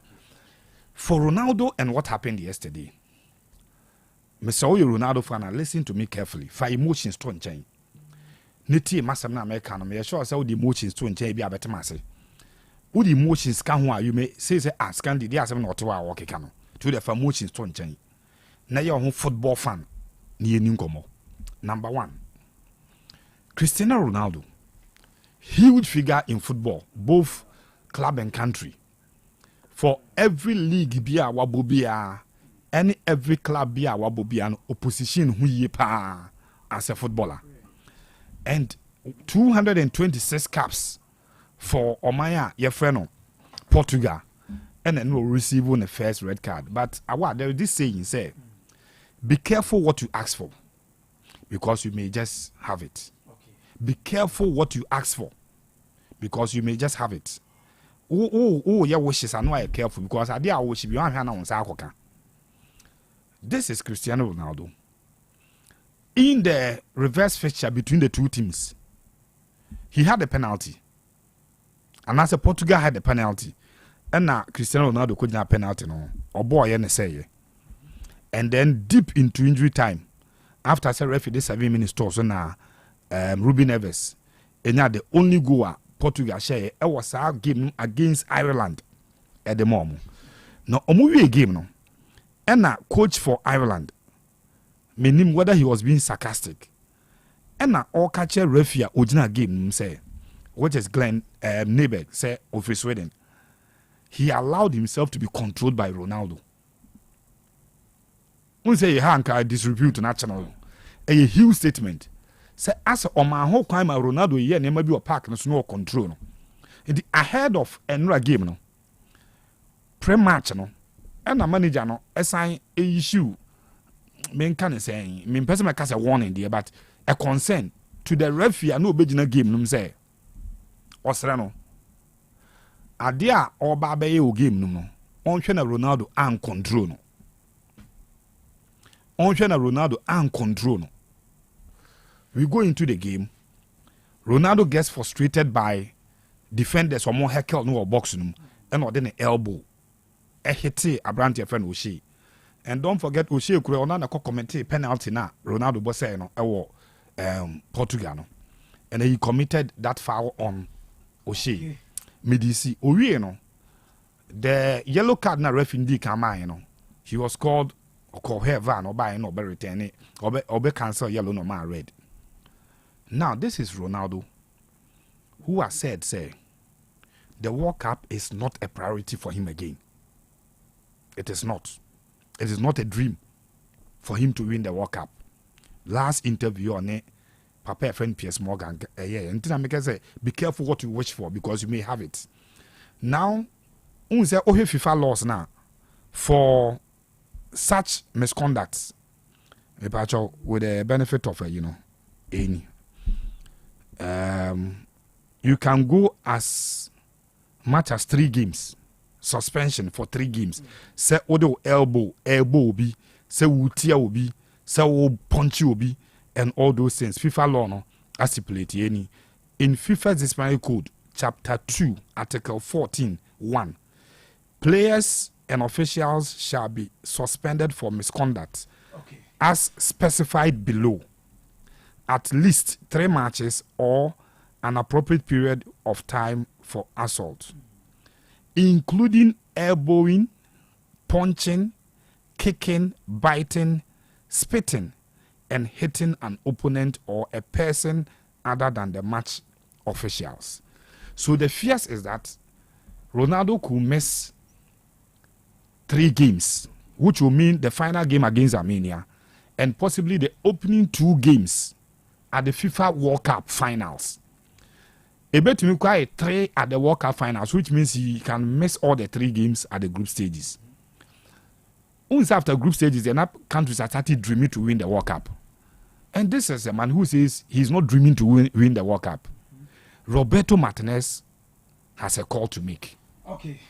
Whether to include Ronaldo if he is suspended for 3 or 2 games. He has a call to make for a player who has said it is not his dream to win the World Cup. But after group stages, countries will be dreaming to win the World Cup. And it looks like Ronaldo at Manchester United, Lisbon, long range shot to be ashe. Okay, free kick or the Arsenal or Champions League. Or Kosheba could be Turin against overhead kick be. He was scoring goals that Oshe game Nabit Magaze go away there ashe because Ronaldo. Today, goals in our channel. I'm not disrespecting him. But any top striker who is above average could be scoring goals now Ronaldo. Okay. So he doesn't score because he's Ronaldo. Okay. And that is why I believe say Portugal want to have their stake in the next World Cup. It is not putting your final card on Ronaldo. And the Bama Portugal and the World Cup. Okay. Kovi mamimra hona. Kremo mami be brief. Be brief na fe yemfa enkomra na on say Messi de waba abibiri mu ha de dey ha mean to me nja na semka. So especially when he was on the scoring sheet and when him say interestingly Onya had a chance to play on the African soil in 2010 World Cup. Oh, okay. But any goaler Messi share in that friendly game against Angola, no, I am the first ever goal scored on the African continent. And you know, and the history was made, whichever way you look at it. Now, media before this game, now me support civil society groups in the course, no, because so one of the issues we've had in the past and still yada su ginam gidigdig ama ye hunto ani ye say ye manage your resources ye, and sometimes ye expenses bia eya enka ye betimi hold on for the sake of other important things I was here the lives of the people. omo ebibiri mu ha nenso most of the times na leaders ne hwe ne sa. So when they were citing economic hardship any poverty was certain places Angola, and that 30 million euros meant a lot to them no na me support you omo no. Around that time I even said Sebeyanka Argentina for no enti di omo kan, because at some point omo movie omo protest no from the country, they were rather appealing to Argentina for Sebeya omo kran declining on the invitation to come and play the game. But you say sometimes presidential call is something that Eddie will be turning it down, especially when a country sets celebrity 50th independence anniversary. Eddie to turn them down like that. And to for so say all the stars, including Opemu and Lionel Messi, will be there. And indeed, on my occasion, colorful. Look at the numbers was stadium even after the match, and how excited they were. Unze Omanpenino Krama Messi special trophy. And to some extent, you can say Jesse. Yes. Yeah. So to some extent, do it me I can say the purpose for which we invited Argentina to play this game is achieved. Unze politicians most of the time so mudin komubia or cite social investment. Yeah. And when it comes to football and sports, most of the times no see how funny say a social investment, because in kunimdieba the sort of excitement among fubina. So so say quantify no into sika to them most of the times. So no argument na say to me, because you see that moment where somebody Messi say Messi nie when who say ampa Messi ni gina we Messi na abobo atonet na ni giabro. So and they believe that sometimes a big crowd the next day and weeks be a deal manim, you can even say months crowd it me enye nsusuaso productivity. So because when people are happy, chances are that omuko adwuma they will give their maximum. Sure. So sometimes when from sa angle ne say no money na you may want to understand the leadership.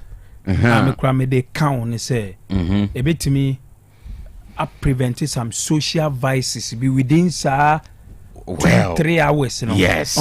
If you be crown will be crow kobono baby no. Wa be Messi when you go crow no.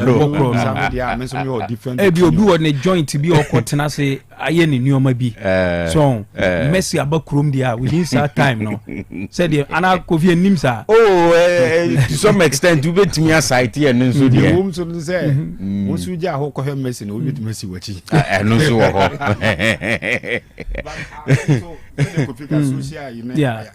Yeah. Won say bet me ko anso amanfo be wo bebre pa. No so ho mo.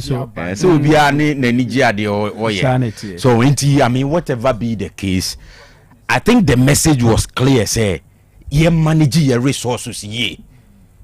So ye manage your resources ye, because sometimes a bibiri mu hano amanfo asitine mune what people go through now.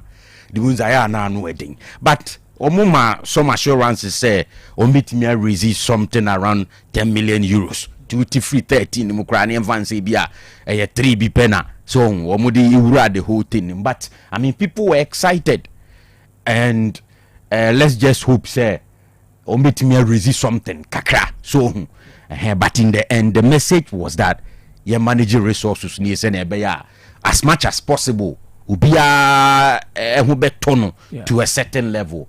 And it was a good exercise. May assure say you better say debi no. BBC Ghana has say and yes say bia abain eko kra match bi kra na ne bia nke yehu say Messi bia ba. Na Ghana ka abain na organize myself among for be protest on. Oh yes, and yes, it's obvious. CCC ya gina hey. Yes, set your priorities I mean, you sure say Bakube say yeah, quotam 30 million euros said they organize one friendly game, and the Obinya Mamfua ombe raise concerns. Protest. Ghana, I doubt. Okay. Sir, because Sky to go football more. A buffalo of parliament on the both sides near okay, you know. And you more watching Okrumano or more privileges. Yeah. Any football and can be. but it may not come from the call parliamentarians. the last World Cup. Yes. And I'll call the last AFCON. Yes. No people who are represented there. Not only Abayan also. Yeah, sure. And that's a Dini Paba. I doubt if Messi is coming now, Abayan's what this care. You bring a backlash, no. I'm for Mumbe. No, from parliament there, you may not have the MPs from the other side raising critical issues with that song. But you bet me a manful beyond like Timemufuni Bia, Ombe raising, and yeah, likely. So, but as you say, Ombe raising the bed door, so I chair or more, Ombe for the exercise, no, because even in Angola. Omo no support say yem fa Messi ni Argentina mra na doso. Sure. So what you say Argentina it was a good exercise. Okay. Bompa say one day yem see be hu Messi wa ha. Okay. Says Candy he was not with us. Your friend say Kata. Maybe one day. Maybe I'll be with you in US. Okay. The US is here, but wait there 5 seconds. Okay.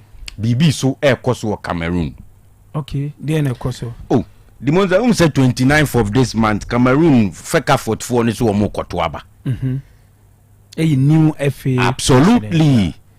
Na unse omuma ministry ni invitation. Okay. But the minister has declined. Okay. Send KBA Ghana ye Congress ye inviting minister man. Would an elective Congress. Elective Congress. Okay.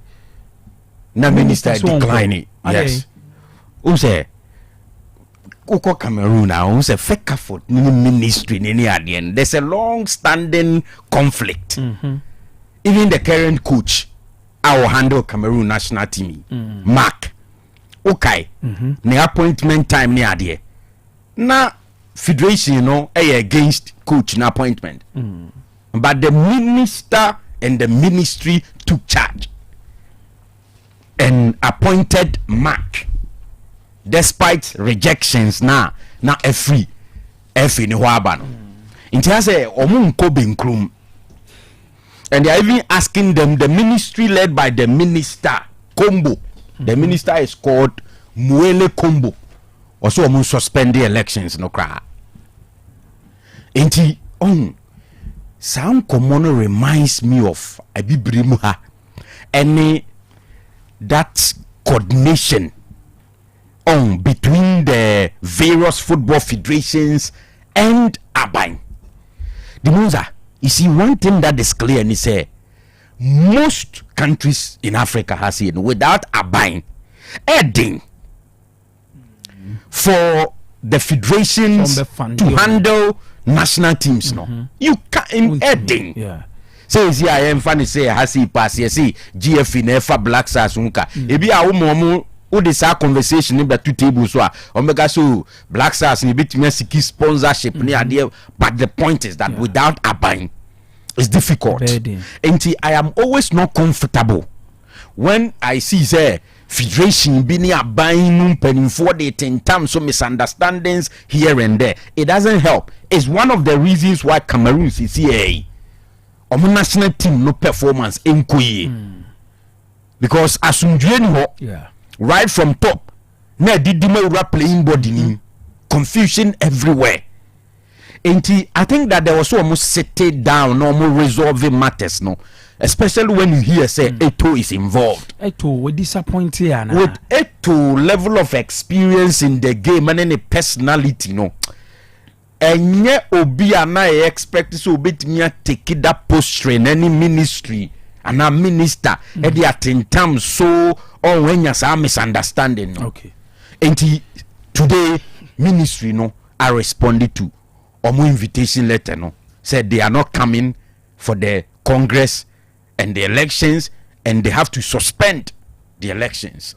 Who said no ya netade FIFA beba be bani ye huna ne eba ebibre mu ha in particular no. So inti I don't get it why football persons no, so especially when in charge of administration at the FA level no sometimes here omu pick sa push no.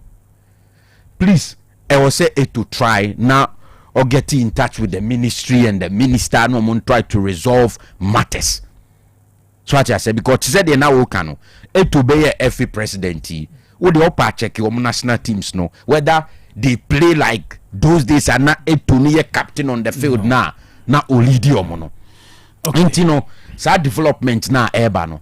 It's not helping matters. But who so with the football for next year, one way we a minister sometimes obey radical. Yeah. Because they do baby omu post no a share before.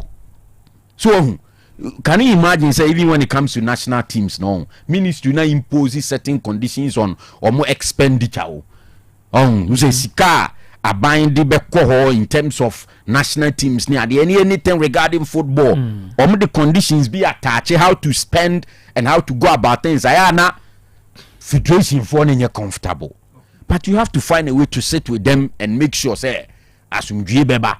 So and in most cases you have to give respect to the sector minister, even though respect is reciprocal. But we all know, say, Abai decided, say, on a federation be at it in terms so in the end, who loses? The federation. Say, as a FIFA ban Cameroon, no more mobile. The minister will be maybe fine somewhere. Yeah.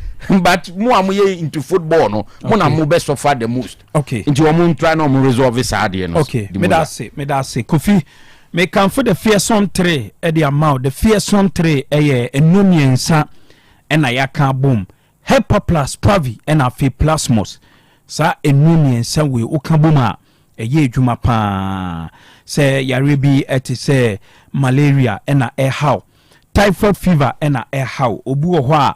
Se onye edwumaden kra na ne honam nyina eye ne ya oda sori a na ne honam nyina eye ne ya kwaje de fearsome tray mo amatenka ebi ni ho ana se chese ewo ekiri no onum de fearsome tray a chese olibido no ebe wosoro emema mo ayemre ewo mpama muntimi emmu adwuma yie no mon kwaje de fearsome tray yenuanom ma bosume so na se muko mfikyira chese oti yaw o flow no emma yie no kwaje de fearsome tray. The fearsome tray ukra 60 Ghana cedis a ubenya enumi ense yato. Ye kasa the fearsome tray a no aje so power to the people. Me pacho edro we upebia. Ubetimi afred doc awo 0542 778572 0542 8577 0542 778572 0542 778572 and that's 0542 807907 0542 807907. For when a chair, it's my kitchen restaurant. Nekodi Eduane Papa. It's my kitchen restaurant. Offer continental, Chinese, and afe local dishes. Say abrofu niane and afe yan kasa ye diem no. Oko it's my kitchen restaurant. Ubenye biedi. And wechi omobe servo. Natural fruit juice in different flavors or more flavors pineapple, ginger, mango, mixed fruit, tangerine and afe orange and so ubenyebi omu promotions egusua ekoso Monday bia uko is my kitchen restaurant na se ukoto omu point and kill catfish na omu beye eduane a upe 1 plate free edi amount. Wednesdays nso uko is my kitchen restaurant na se ukoji pizza ba kwa omubeye pizza baku free edi amount. Thursday bianso eye bankuni tilapia Thursday. Oto bankuni tilapia 1 plate ombesa ye 1 plate edi amount. Enwechi obabe ye program say ye birthday engagement and as a program biano ope bibi say local cocktails ni cakes ahodo ni smoothies omubeye edi amount. Eba best in local continental and Chinese cuisines nyina omuye bi ewo ho sanso na obetimi ameki order upe duane a obetimi afre is my kitchen restaurant for na omo aye delivery e di amount omo floor kese ewo ho no ma upe bibia e program a obetimi akwakun is my kitchen restaurant na omo de floor no e de amaw no aye program no e wo ho no achi obetua kakra e de amaw mo from e wo 0265 707070 0265 707070 and I say 0248 865046 0248 865046 o hwe is my kitchen restaurant a ubehu omo ewo Babayara Stadium traffic light na se ope ho na ubehu omo abapa enterprise men kan che se broma so ye ne beto nioma papa ebia open nioma bi eche fridge na ato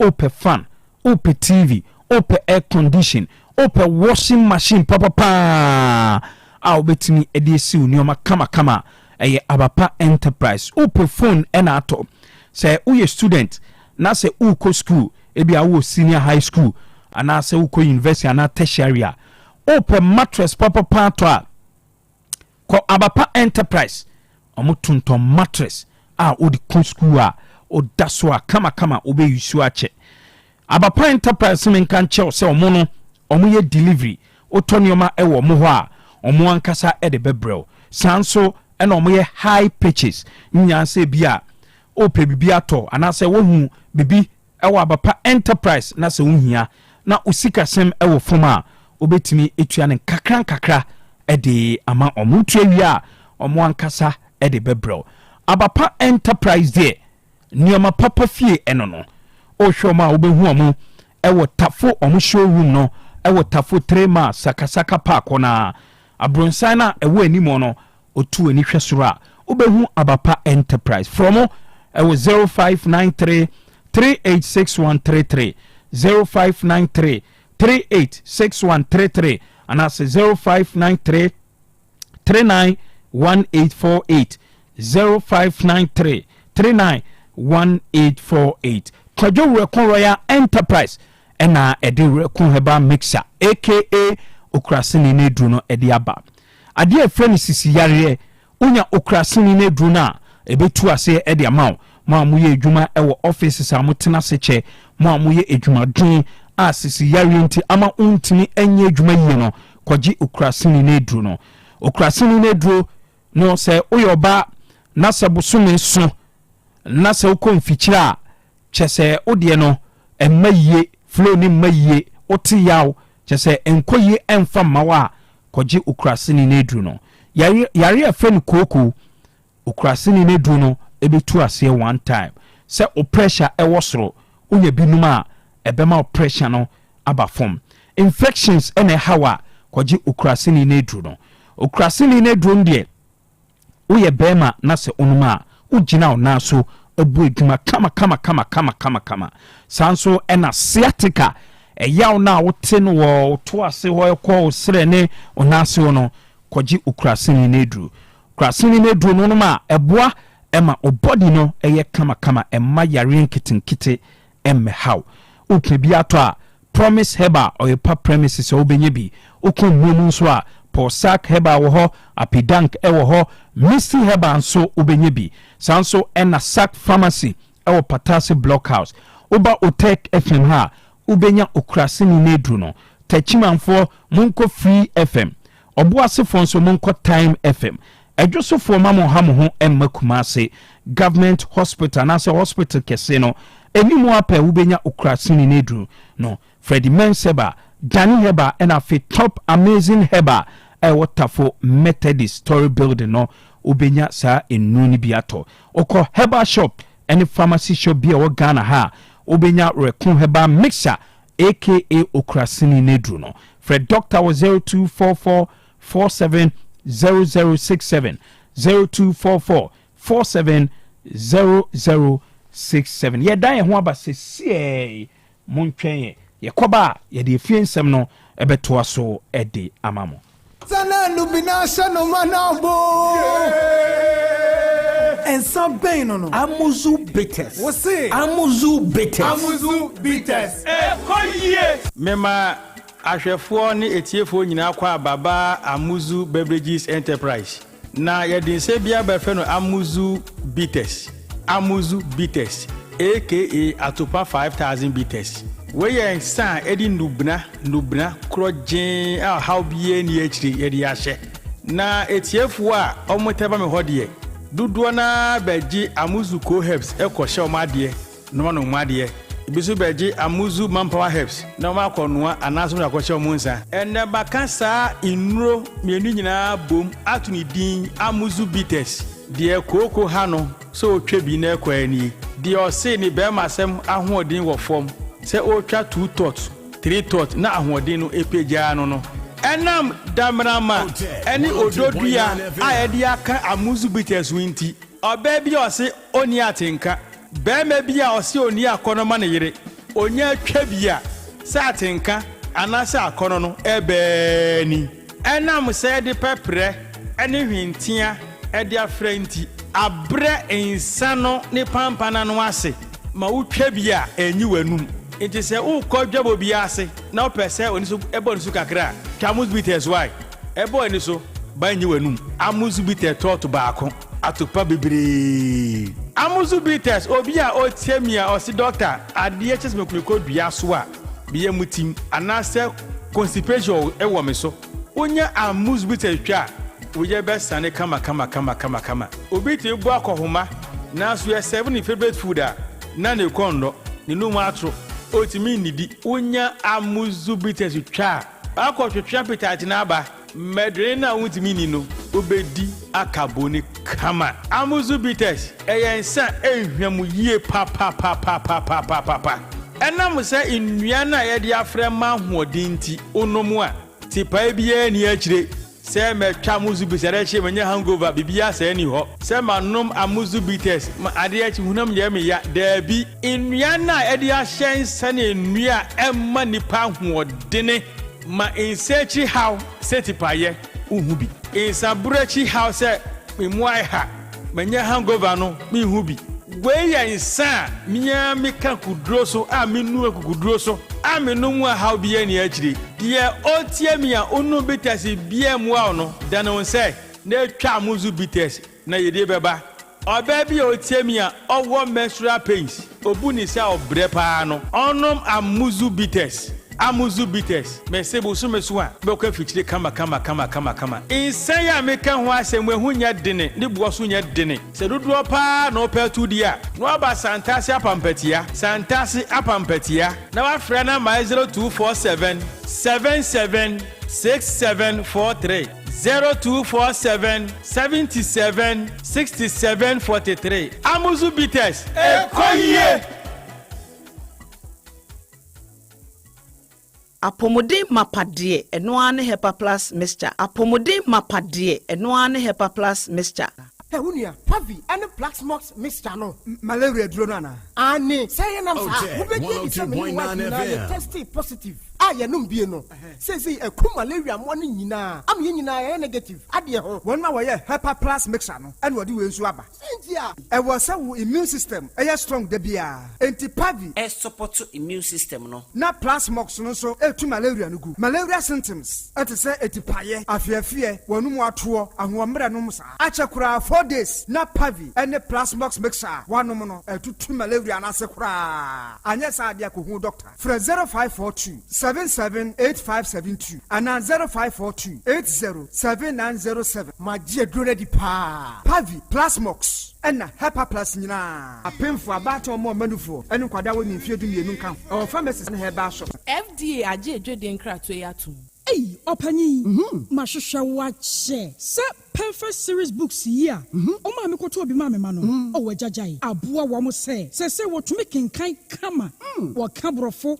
Na nkontabu okra de ejajai. Wonderful. Mese Ghana for GAJ perfect series. Atumo no de jai. No de animdifuo ene tre wa nwoma bia. Owo crèche, nursery, any KG, books bia bi. And owo science, creative arts, maths, RME, history, coloring, computing, OWAP. Ni nyina. E free basic 1, ekosi basic 6. English English every basic 1 equasi junior high school na ba ne combine so a owoni nyina bi English nom ane maths nom me say books bia ni ho a perfect series any bi na GS ane naka enso am approval enti obata bia nkoto be mane ba and na say we de school bi kura betumi akotu akoton amani students o na eno kura de what boa no so say hwi wo mo say set mock exams terminal exams and midterm exams at the mass school so a ehia wo mo a atufo nko aputu aja station ho a enkran dan so man first stop any omamu ba bia yetonto books bia for 0243 299938 and 0540 755 465 perfect series. Your world's future is secured. Me kopena, make your name be sing. Me kopena, make your name she sing. Me kopena, ye koko sing. Sakofa pepe powder me kwa uja wo me shishi. Sakofa pepe powder me kwa uja wo me shishi. Sakofa pepe powder me kwa uja wo me shishi. Sakofa pepe powder me kwa uja wo me shishi. Me kwa uja wo me shishi. Me kwa uja wo me shishi. Me kwa uja wo me shishi. Me kwa uja wo me shishi. Shishi wrong. Everyone pay da every sound cover. About to keep a video. We are sound cover. Pepper soup where you know. Pepper sound cover. Sound cover pepper powder. Shishi raw. Sound cover pepper powder. Me kwa uja wo me shishi. Sound cover pepper powder. Me kwa uja wo me shishi. Sound cover pepper powder. Me kwa uja wo me shishi. Sound cover pepper powder. Me kwa uja wo me shishi. Me kwa uja wo me shishi. Me kwa uja wo me shishi. Me kwa uja wo me shishi. Me kwa uja wo. Sound cover pepper powder. FDA aji ejade nkrato yatum.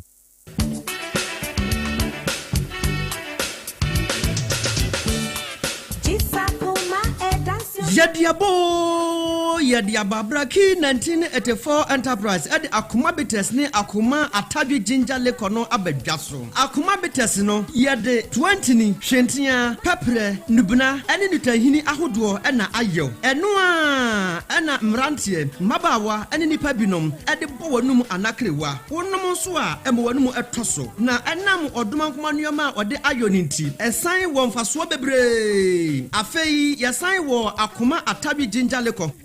Ano de kewo jejejejejejejejan eye power enam atadwe ene akeka duro ninti se wotwa bia e ma wogina wona so peme di wakongosam ememam enti wedie nunum bi bubo bi na wo ho ensepew bitasi ubenya bi wo Ghana fana ba bia telephone 0249 671 984 Akuma bites ni Akuma Atadwe Ginger Leko ekwayo na edadin so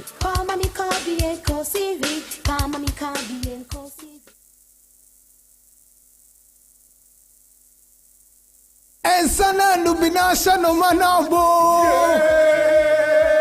Ensa bem no. Amuzu bites. Você? Amuzu bites. Amuzu bites.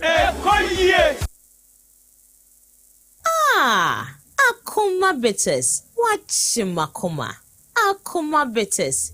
Nie chie. Ensana nubinasha no manabo.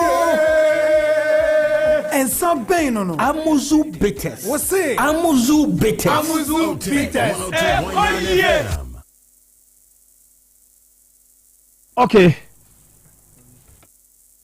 Yasa babak ye twaso ede amamo ye de fie nsem no twaso ye nhyase emfamfree Black Stars omo asoye na yenim se enne Black Stars ebo friendly game anopan Kirin Cup emno omo ene Japan ene boy Japan ehye mienu ema Ghana entimi ante kanimba kokra na game ne endie no Black Stars coach Otto Ado akasa ede afa match no yentie ensama coach Otto Ado ede tuja after the game. Congratulations to Japan. Good team, played well. We knew that they were very, very good in transitions, so it was important for us not to lose the ball whilst we're building up. Their counter pressing is very good, and it annoys me a little bit that we did this mistake to lose the ball in the build-up, and we know that they're very fast. Once they win the ball, the strikers are very, very fast in executing and good runs. So they were leading 1-0. It was, we have to say, it was deserved. That in all more shots than we had. Ball possession was almost equal, but they had more shots on the goal. So in all, it was a deserved win. But like especially the first goal, I'm not so happy with because it was really, really decisive. And then surely they did well in the second half. They started again better with the goal, and we think we did well in the second half. But we weren't that dangerous in the final third. Also with our shots, they were mostly too central. I think the goalkeeper had to hold 3-4 balls, but they were not that precise. So in all, like I said, it's really they did well in the second half. They started again better with the goal, and we think we did well in the second half. But we weren't that dangerous in the final third. Also with our shots, they were mostly too central. I think the goalkeeper had to hold 3-4 balls, but they were not that precise. So in all, like I said, it's a deserved win for Japan. And we had a lot of young new boys, and surely we had a lot of work ahead of us, and we need to improve. Okay, and when it's sama coach Otuado editu dwa wagye atum se Black Stars team no was say omo improve na ohwe ne squad na there were a lot of young guys a woman which or say Black Stars team no omo yade in the second half nemum problem they say no omo dangerous in the final third ball ni de omo yade nemum omo ball na so omo do final third ho na omo hu enhyeda enyehu. And I feel say Japan for so omuyade pa especially in the second half and in terms of ball possession so no two teams no we almost equal but Japan for no create chances and utilize chances intino ojitum say Japan for no deserve say share nemum no was a Black Stars team no etimi improve hono and any sama Black Stars coach Otuado de etudwa after the game. Na game no ekoso no ye nyina ye hu areho sema esiye abrante friend Francis Abu osi akan edimatu ewo France mamu abrante no ne namu ebue pa na video no kra ya ne hwe no eye meden unni akoma anase unni akukudura video no untimi enhwe esiansa abrante no na okotaka bi na Japan player ne bebo bono no di ni nine ekusi ho na Japan player na ebutu ni nine no man ni nine no ebuye yare hosem pam na after the game no GFA the official statement the aba my enhwe official statement no update on Francis Abu Scandi me radio ntimi wi ana say the Ghana Football Association wishes to inform the public that Francis Abu is in stable condition following his injury in the Kirin Challenge Cup against Japan on Friday. Abu was fouled by Tanaka Ao in the early stages of the second half and was rushed to the Toyota Memorial Hospital after receiving emergency treatment at the stadium. The Black Stars medical team, led by Dr. Prince Pambo, the Tulu FC team doctor, and doctors at the Toyota Memorial Hospital, have held comprehensive meetings and agreed on the appropriate management plan for the player. The GFA wishes to thank Ghanaians for their support and outpouring of solidarity during this unfortunate incident. The association will update the public on the next steps for the players in surgery and recovery plan in the coming hours.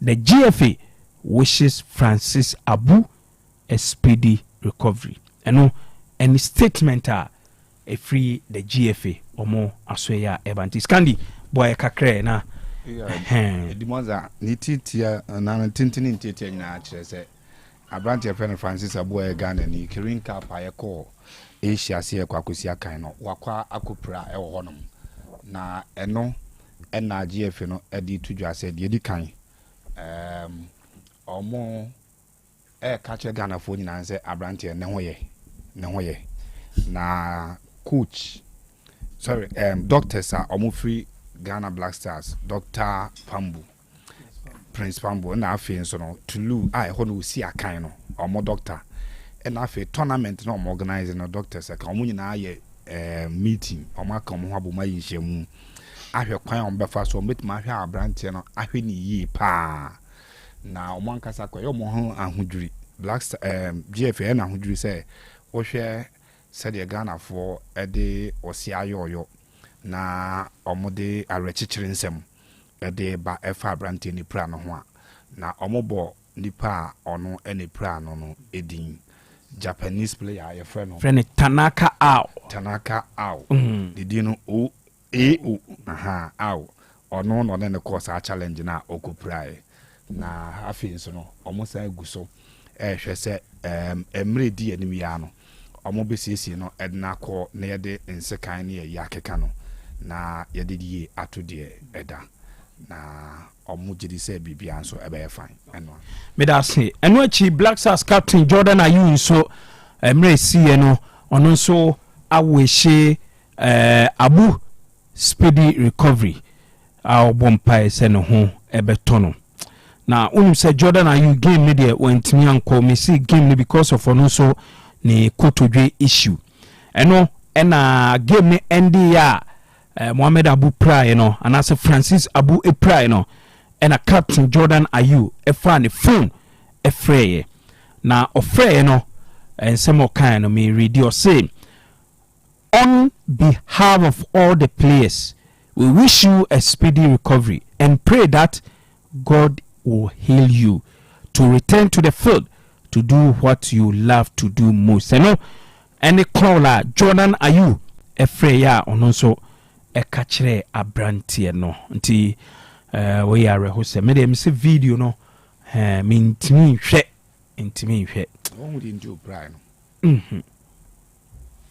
mami attempt okay so you the video no baba bi mu a say the be amunya mutima follow who said this tackle is normal in football oh yeah so person fa ball ntem na obi nso a try so obo we a box mu a clear penalty sure because ono na reach ball na wo abebo no from it normal in football and fa prawe ma the fa say prawe man say obo ne na echi na e ma ne nan ne kontem ebo ball no ba he video ni biem ono ne foot na no stretch na anu ni si ho and the say ne nan no esi ho no wa be minim so all the person che na asia se na ne nan no di pia ball na ko ball na ka be ball ne nan ne ball na ko banan ne nan to no ya kan say ne nan so ano boot na no ni si form nti ne nan no na emove ne nan ni move na aw ebe ball ne na echi no ti ne nan no esi ho na wa be ball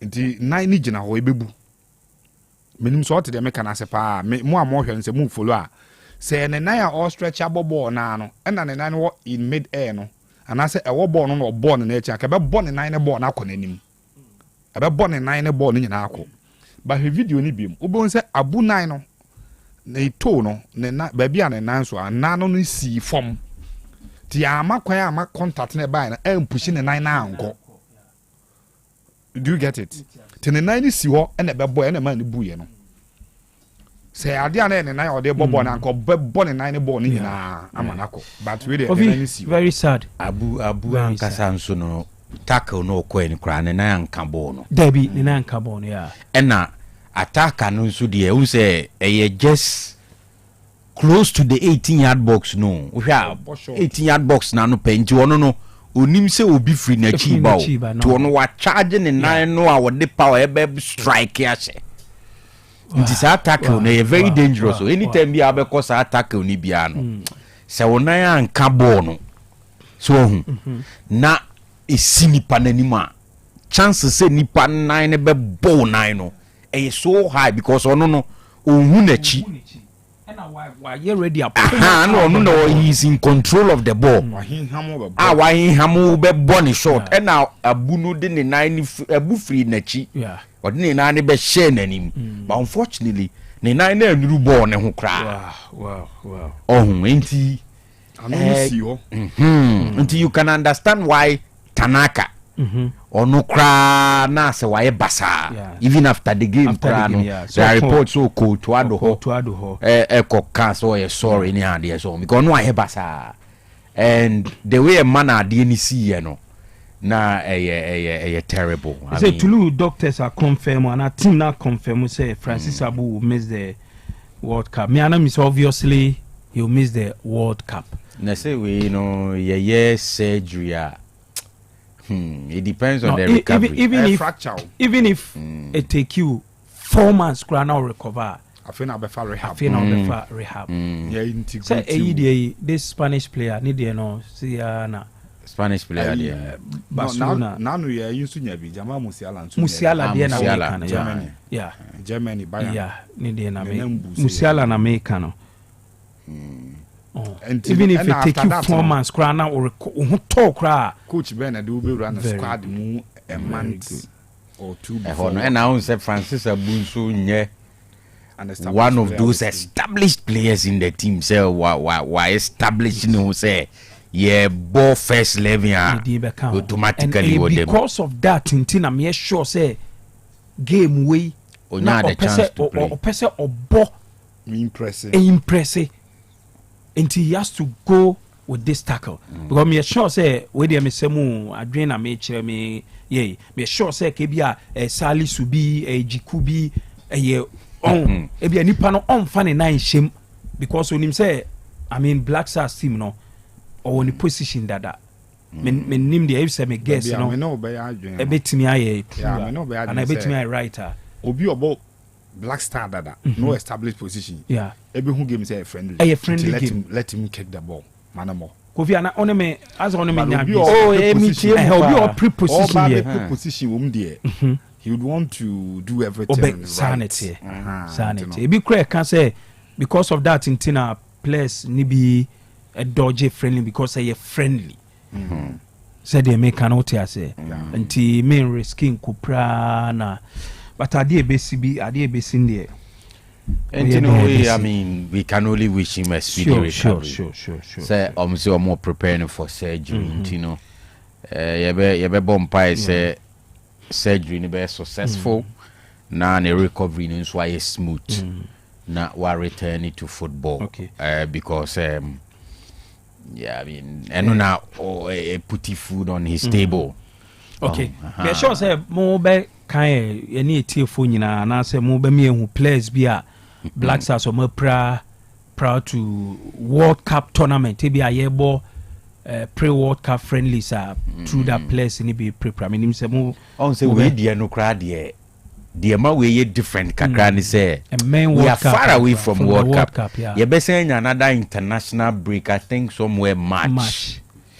Come a rubber playoffs now. And you say we know.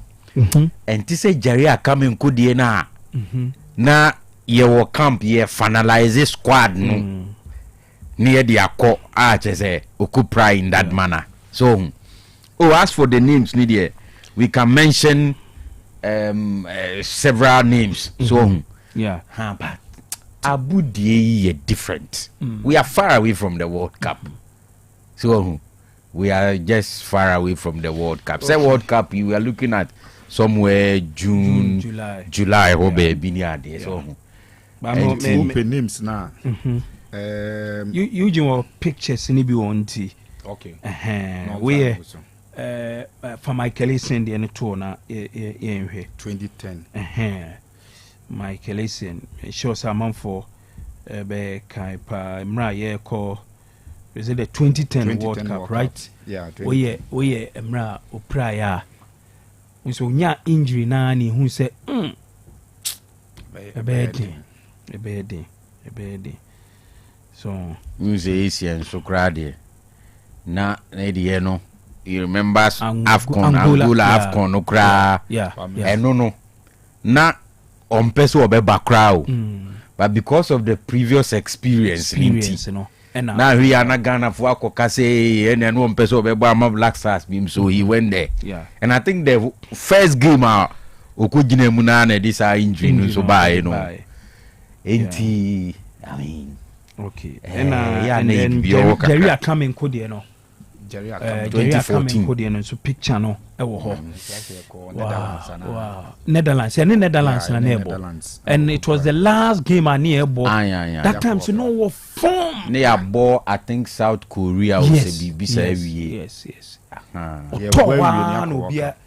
Obi aden nsa bebrina so muti ni hu say ade no be eno ye proud to 2014 World Cup 2014 okay and then Jojo World Cup so de no 2022 World Cup on so ana po be now say baba ya po bi sa board baba ya enu po no recover o recover your better po mu ayi training hu as po na fra no yeah oh this ankomu we na sometimes the ma unye comfortable say udi sa ankomu we ni say yes I na di hu bi aba Black Stars team ni ho oh wo kai kwadwa samoa mu days na number 10 cry yenche and obi so shejes number 10 na bibi hunehuna no any a whole lot of things so but injury say a part of football and Baba Idrisu so de ne and also say 2022 World Cup and also ne de ni Ali di Seidu Baba Idrisu me feel that okay no that I know Mayoka or come up and no injuries there say we there were body na sometimes you see we are na chire nkomo no ne amanfo suspicions but I mean let's just pray say gentleman ne ho beto ni ntem bibia to na say odi manyame a bibia mu no whether good or bad odi be manyame ana ameboa and say enya si awie ne de we can only pray say ne ho beto ni ntem so what the manyami one for manyami ade na esi ni papa obi cry to me say World Cup because of the goalkeeper Santiago Canizares there no o Messi 2 World Cup due to who say after shave na blade no twa na no so so the likes of Marco Asensio mu nyina so big tournament big match World Cup hame pa Marco Rios. Yes. 2014 yeah. He's no all form. And that World Cup onu pra na ibeshim Sami Khedira inya kwan beshim. And Germany went on to win the World Cup, which means say nyame hihye mu ne besi say oka ho mbaje a Kasabi ko World Cup and just 2 seasons ago some missing out narrowly on the Bundesliga on the final day. When Omwa Pinti Dortmund Krumo black and yellow nyina na Cologne kwa yiro money on board draw bia Bayern e ko share e beje title ni from them. Okay. And as I say Black Stars no nyame adoma ochina na omo be free Japan edumani ache South Korea ahin friend is Seoul eho na Tuesday Ghana and South Korea ebebo ti ebeba be hwe eho ensem yemehwe Ghana Premier League matches no weekend yi enya agrokre shase nyame adoma a ochina so draw All Blacks tenafie omo ene Hasselfolk na edi eboeni some actually adisafo na confirm so muntimi nyi Sunday almost Sunday the ombe bas echina de echina omuntimi technical enu echina na wo kase omo ombe yi omo ma ye hu omo okay so omo city up ye media for omo ye nuanu omo but yes started kind of creature if a crew na say omo beam with more resources that they should do it. Ohe games on person omo you know. If targeted game back any back mo twia omo time excuse. We no one excuse be now no yeah from game and say nkomo twa wo. I think Eduana na say one of the games say wa omo ntwa because na say omo kwa akra na omo kofa akotoko any has na excuses na ya to so in the last 3 weeks na to so sa no.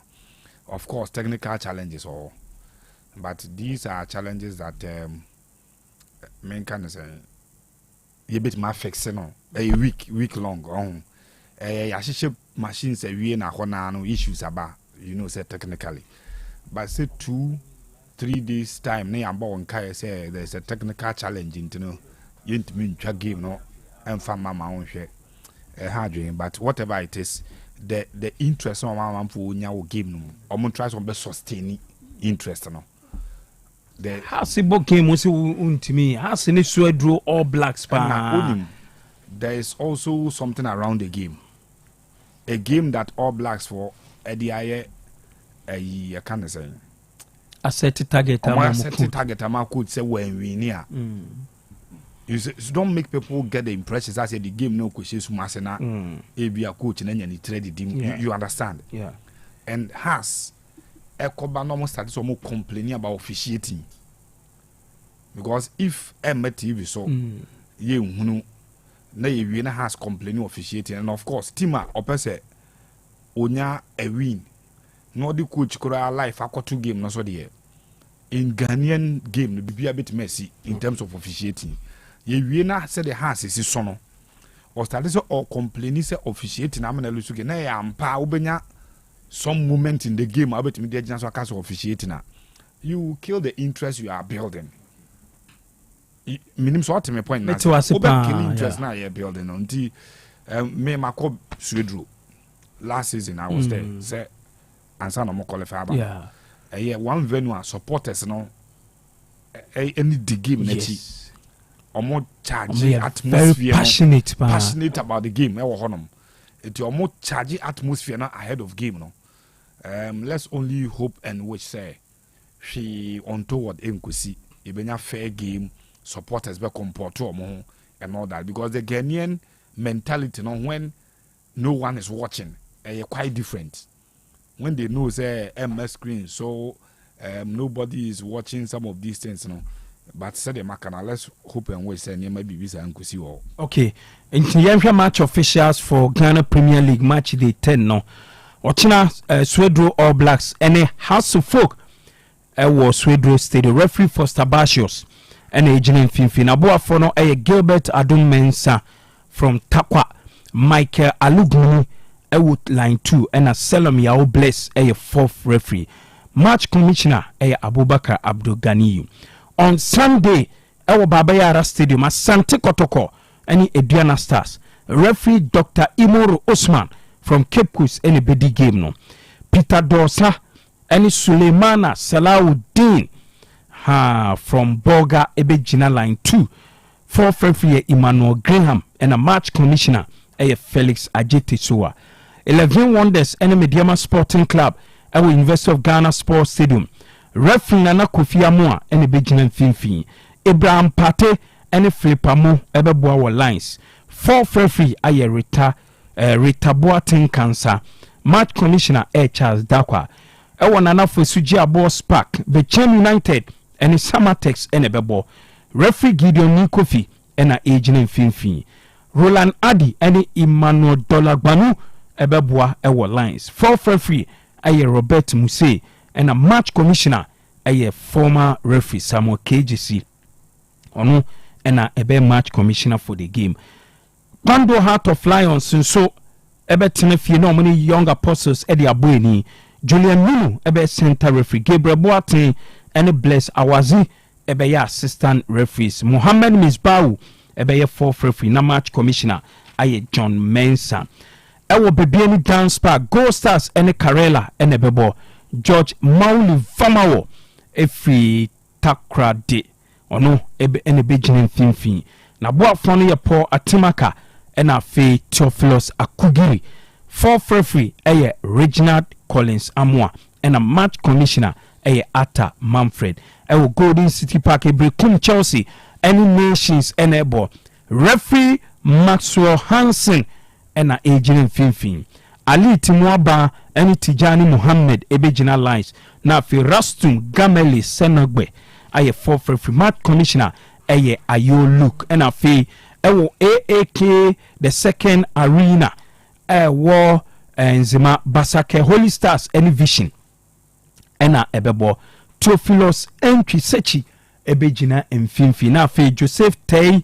Awasabi from Kumasi one of the catch them young referees ebejina line 1 Joshua Agbo ebejina line 2 George Efasojonu and so every Eastern region ebejina as fourth referee na match commissioner aye Gideon Denyo nti wei ene referees a omo ehwe ama game no etimi akoso aye de ho nsem no de ma e wo show no na ahead of fortuna game a Hasselfolk ene Swedru All Blacks ebebo no ena Ahmed Fati a ye coach edema Swedru All Blacks na so aye hye ochina odi agro no lusu game na so ebe hye pa ene wakasa edi afa omone Hasselfolk game no ho yenti Ahmed Fati on the game.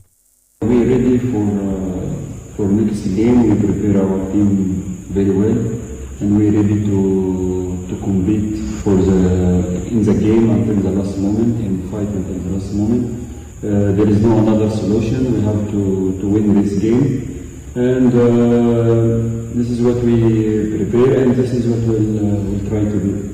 And for last game, we try our best, but this is the result, and we don't know. Maybe it will be better. Okay, we any sama Ahmed Fati or they atuja or say ochina game no. Ye game ye important e de man pa na ugidi say omo ebenya good results against Hasselfolk. Didi Dramani after losing to Asante Kotoko no ochina or another chance obetimi redeem ne ho. Wakasa ede afa house ede Swedru All Blacks game yenti ensama or the tuja. They are very tough opponents, very direct, very strong also in transitions, and so we need to do as much as possible to make right decisions in terms of stopping their transitional play and also looking at where they have a very fast attacking line, and we try as much as possible to open them up and then try to find the possibilities of staying in the right positions and making the right decisions in very sensitive positions where we normally dominate against opponents. Okay, no, any sema coach Didi Dramani or de atuja ewo ehonoma Amuzu Heba Clinic akwakofa Amuzu garlic bitters ediaba Amuzu garlic bitters de eyedo papa wa nkwamwa no ayemre ewo form no wa infections eno ekono Amuzu garlic bitters ebe boaw ama wotimi ejina na so kama Amuzu garlic bitters eboa improve blood circulation enwechi ete or high blood pressure ne so eboa ete cholesterol ewo body nim sanso ena wa wotena se kakra bia na onan aye titriti wo se ananse na the pimpin from no Amuzu garlic bitters ebekon ede amount ojunso tentem ojunso a emaye koje Amuzu garlic bitters ni bi Amuzu garlic bitters eye good edima omo a stroke ha omo ana say aka omo ato dem sanso ena sebi o kenkan dia unhuni ya Amuzu garlic bitters improve vision ena fe eboa elowa or high sugar levels sanso ena untimi enhuni ya Amuzu garlic bitters no ena ewo se onom untimi na Amuzu garlic bitters ebeboa ama wotimi ada kama FDA for agiatum oko herbal shop any pharmacy shop bia obenya Amuzu garlic bitters ni biato Fred Doctor ewo 0247 776743 0247 776743 Kofi Labi the governor Akuma bitters obi ampe bi ne boa pa Akuma bitters ni akuma atadwe leke eboa ema hoden no eyesron kokra obi ampa akuma bitters wo ye oba wanuma 20 minutes bema wanuma 20 minutes oba bi akọ afikyira enuma nsisi so eya amaunsanka akuma bitters utwa kakra no pa no wadidi kakra wia na ode didi kakra nwumere ene Friday nti weekend ni beku ya eya akuma bitters no a ema ugina wonan so kama bema bia wokọ empemu a odwumadi nso ani no boba akuma bitters ebemu ahoden sronko na afei ama bibia akoye akuma atadwe leka eno so ena omnimu a eye smooth waye mere wo mpemu ebeboa afei energy ne de no na edi beba oba numbi bema numbi enti ya no apebi okọ eye amo enterprise bi ho afei na najima enterprise ubenya bi ho na afei Rosanna enterprise nso enye na afei ukoba bie mu pap bie ma na sport bie ma ose ope akuma bitters ena akuma atadwe leke number 0249 671984 0249671984 and 0245105476. Akuma Bites and Akuma Atadwe Lake. Okay. Kofi sound him said 28th November 2025. Wabo calendar tour. It will be P. Friday. Friday and 2 weeks. On. By this time, buy and shed down P until penny and some machine. Now we did no watching any ever call. Penny, I cocoa bang. But 28th November. Oh, you actually Samaritan Villa Resort and Conference Center. Samaritan Villa Resort and Conference Center. Nancy Jumedi Kesebi Baso. Samaritan Villa Resort and Conference Center. Any Otec FM, any Akambum. And I did Jumedi Ayatu the light with rhythm. Lights with rhythm. Jazz and salsa Christmas. And I yedi kind. Edi ehiti on enti yedi sa program we eba na afi ehiti ho edi ura Christmas ni me pa cha oskandi sa program we o se enyina ekobi na se madam Vivian beba on ene omunyina beba very good ti be share wo ho na nyinyina ne se yeba abegie ni yeba ni aba abegie ni kama we a Samaritan Villa Resort and Conference Center ni Otec and a disa jumedi we a day aba yebe didi sada no yebe nom na fi ya gieni ewo ehonum o hwehwe Samaritan Villa Resort and Conference Center ewo St Hubert Seminary ewo Opoku Wari School says candidate unim ho nti kire ho yi o se wani ufi santasi roundabout and when it's Santasia, Senya Wauka and Ukra, Usu Besi Opoku second gate. Omusi or parking Moa, just about 10-15 meters. There's an entrance into Opoku school. No, can do it. Pitch na ye be Opoku who say at the school mono. Or the Faquino so when Nimton was Sunny, Obaka could be St. Hubert Seminary Senior High School or more. From the campus of St. Hubert Nano, Obrancho and Senifas, Oben said Samaritan Resort no, El Honum. Well, crowd can so I said a match and I would draw na was you traffic indicator, no Buera Opoku gate. Once Opoku for main entrance. To we a second gate. Second gate, no. We opens a parking more now, maybe ton fruits, nay. And Yama won't is a trotro, a taxi, see wha Remo. Sa, the friend who cool Taraquino. Oh, the Faquino so called Sa Street, Opaquabe Musobi, a Fasoco streets are Quacopi St. Hubert, Nafi, Samaritan, and so my oh, come on, pa. Now, unim say, Oko Dawa or more rooms, you know, a luxurious and comfortable accommodation, or more executive.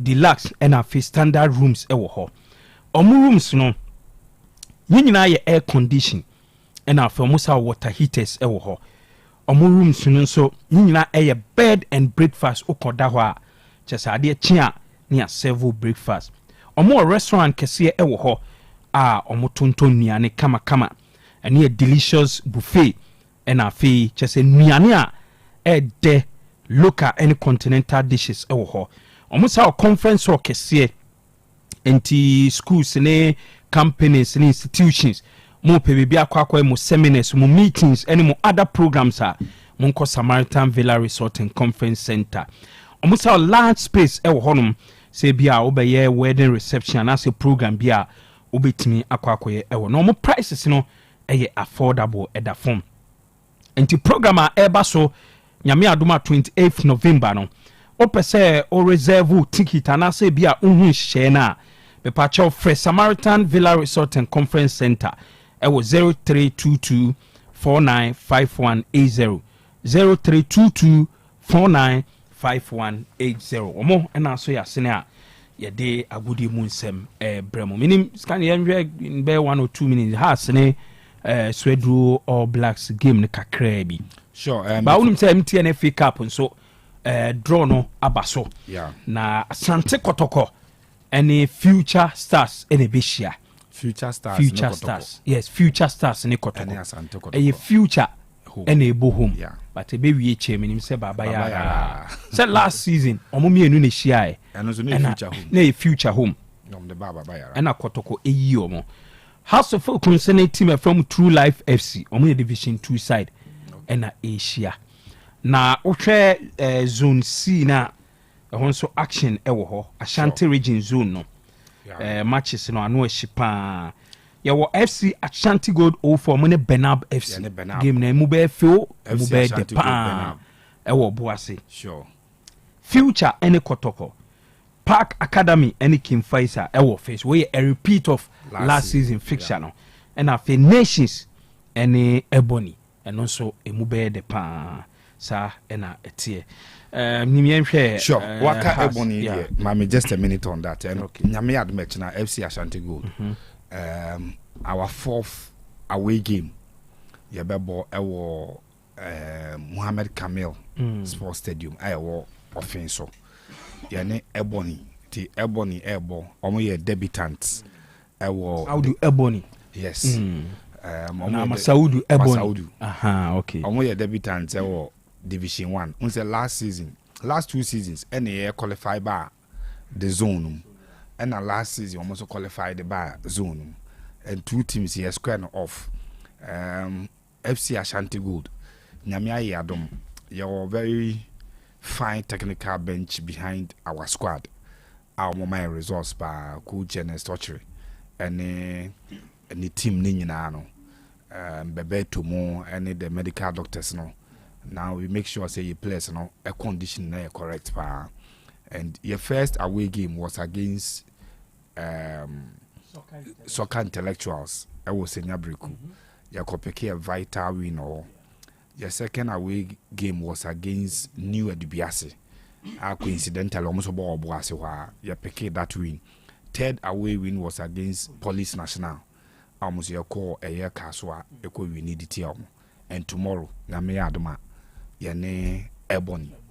And may assure say the feeling around camp no, and the boys no mood or mono. Name Adom na yenye a good gamer. At Ebony for no so, but I'm a very good team. Me share middle league, middle league near I involved. Na pro sports academy involved. Tia many opportunity Ebony and your boy in the same group. I'm a very fine squad. But I'm sure say it's na wa be around offense Subiano. A very good gamer. Obe be 2 teams in no. A be more fili say wa hwe ball pa. Na football no. I thought there na money be a zero. Coach na no mo pena pam na. Say House of Folk match na dey ma coach ultimatum say we ni nyesa ibeja okwan. Has na mouth for All Blacks for me and kanjrom. The first Kotoko Accra ko share House of Folk and say has na abafo. Sabri ono All Blacks Eddie issue ultimatum mama coach say wan sha wo jana kwa but of course ya kase has problem mbenya and they say when your front players are not giving you goals in games that are so close, it be difficult say obeba out with the win. And nothing a draw no ya do so has of 4 games him. Now no na me can me count off. I think 4 has about draw against Hohoi United in the first game no boy no. About draw against Babiani Gold Stars. About draw against Heart of Lions. About draw ewo Bichim against Bichim United. Inti draws no doors no ewo eno masa akobo draw kura no omu wini I'm paying the omu wini 2-1 against Baseke Holy Stars. So House of Folk themselves are not scoring. And then our games no draw na draw. Yes, against Gold Stars, nay 2-2. They got 2 goals. But has league mo power Ghana ha. One positioner has over the years na omo ewo ni ye pa in their best days attack. Has attacking players, that is wing players, amount substantial number of goals. na fe strikers no so de omo bogum. But in recent times baby a has ho kire no pa to the extent that 2 seasons ago na say has a dwell on Hamza Isa. Very young man before Hamza Isa na has striker Kwame Obin Jr. and Kojo Obin Jr. sorry Kojo Obin Jr. On one kasano the numbers at House of Folk ne wo for on she goes no omoko fa ayi bae ayi Abednego Tete went men red team num injuries ne ehun kasa na odi free all more back in face abenya lifeline eto asoko go stars and oji go king e will league nim ja okoye. Apart from that yen share that House of Folk front player biana or Magos Kashala Ramos eba with high hopes especially when you preseason we but esan kodai nti coach Didi Dramani makase adwuma no wo ye no and said we it is a team a lose confidence ni akofa manager aba you restore from the back no abaya midfield adwuma asa little what yes anymore but the confidence of the man has to folk supporters no especially in the top 4 has Lusu out on the title on goal difference to Gold Stars. Na ye na has friendly games can Homo World Cup ni those yes Homo World Cup on board our tournament and we and as a cup ni we has Emma glimpses of a team of a challenge for a title. It is the supporters that wet appetite and that Tracy League has been dominating. Unfortunately, coach need too cautious because Osroso Lusu games are one here na backlash na to manage games with a close setup. Emma has 8 minutes goals no be against All Blacks. I was so draw there. Anybody's game to play for because All Blacks and so no omo result about home omo dominant ona omo ha adwene the atmosphere no need be on be create no has enhwe na anko 2 on the bounce because they lost at home to Kumasi Asante Kotoko and omoko another away game at Ayesudru. Okay, you should be careful about that game. Okay, me da say my birthday messages no na fam course ne kakra. Usually why radio yan call. Okay. Or say happy birthday to Mrs. Cynthia Brasso, a Japan. AKA Cintisco from Agas 05 Connect. And Mrs. Cynthia Brasso, a Japan. Nickname Cintisco and your birthday. Tia we show happy birthday. Okay, the next one is to say happy birthday to Sergeant Osu Ansa Alice of Ejoso Police Station. We every Cosmos our USA ho. And Sergeant Osu Ansa Alice or Ejoso Police Station. And ne your birthday. Yeah, we show happy birthday. Okay, the next one so say happy birthday to my baby girl Abigail Bedu of Ejumako Besiase and a student at Accra Dansuman Methodist Vocational School from Kwesiedu of Nyamewo Ho Fashion Design Takrade enti Akwesiedu one Nyamewo Ho Fashion Design what Takrade say and the birthday of ni baby girl I friend Abigail Bedu or a Juma Kobesias Nemum or a student ewo Accra Dansuman Methodist Vocational School. Nti baby girl Abigail Bedu here we show happy birthday. We also happy birthday to Madam Linda, a teacher at Sejimasi Presby Primary. Nti Madam Linda we a teacher ni ewo Sejimasi Presby Primary. Na your birthday yeah, we show happy birthday. Can you be all one? Okay, now Eugene, Mpacho, walk with me, Boami. This fine, beautiful lady, Muslim lady, or that screen is Hadija to Kubra Abdullah. Na or your deputy sports chairperson. You has University of Health and Allied Sciences. Na with the sports person on a sports program. Inti Hadija to Kubra Abdullah. Happy birthday. we from Miami I friend Baba Romeo, famous Baba Romeo. I don't know sports and game secretary for Amstead. And was she ne fellow counterpart on also University of Health and Allied Sciences, US. I don't know deputy sports chairperson. So Hadija to Kubra Abdullahi. Happy birthday. Okay, that's it. Alex, we security to Babayara Stadium. Ye chow and then you may show no. Mamincha mia maso I friend of fire poku or ye chief security our Babayara Stadium or ye maso pa kesia pa and otikuti okay or ye chief security or Babayara Stadium or fire poku me chow and you may my emfa course in a kaka 0505224944 050522 5578 yebefa course ne kakra na yedi dwumedie no edi sia okay 0505224944 0505225578 hello good evening hello Awa sir I'm JTO boss na what say me adom me ho ye pa na wonso oh me ho ye papa Now, at the production for them, and now, they say the phone, they are so and you Mukashira, Moniama, Omakasa Mukashiri. What do you take it for granted? That's payers money, Yakukuria Abramo. Me, I was who sit account, the professor teacher.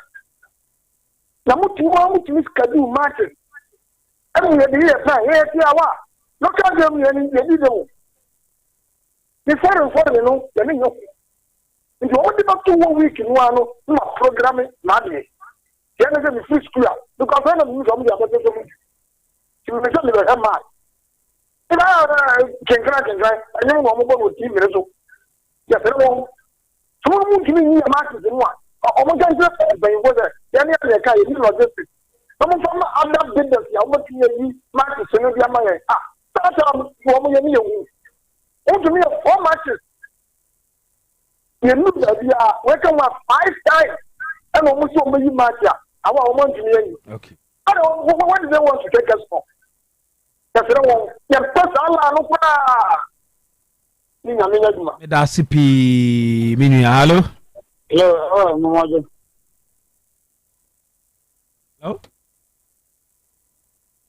Hello. Okay, I'm saying Nahuma 90 minutes. So, hello. Good evening. Hello. Demonza. Yes, sir. Demonza onwe. Me adom me ho ye pa na onso e. Na adom. Na napoku ni. Na napoku. Yes, sir, boss. See. Awencha mo boy me na mi sama pa. Na Demonza best step what is na ma Sunday match no ma sketwa. No se on se bia na fo no musie bia match and I saw bo hasse na. The best step na Sunday ma Sunday bia mla. E be tawo se ti boss to mo be the white na le jinja wo. Se se be dia fo. To le si bi best step. Sani ka pak ma ka ya pa. Na se big match bia na fo. Ma queen pa. Na ma stress events eso do bas for so dia. Asama kana. Mo da no. Oh, so my side for na you. The a bit nice what man draw. That's it.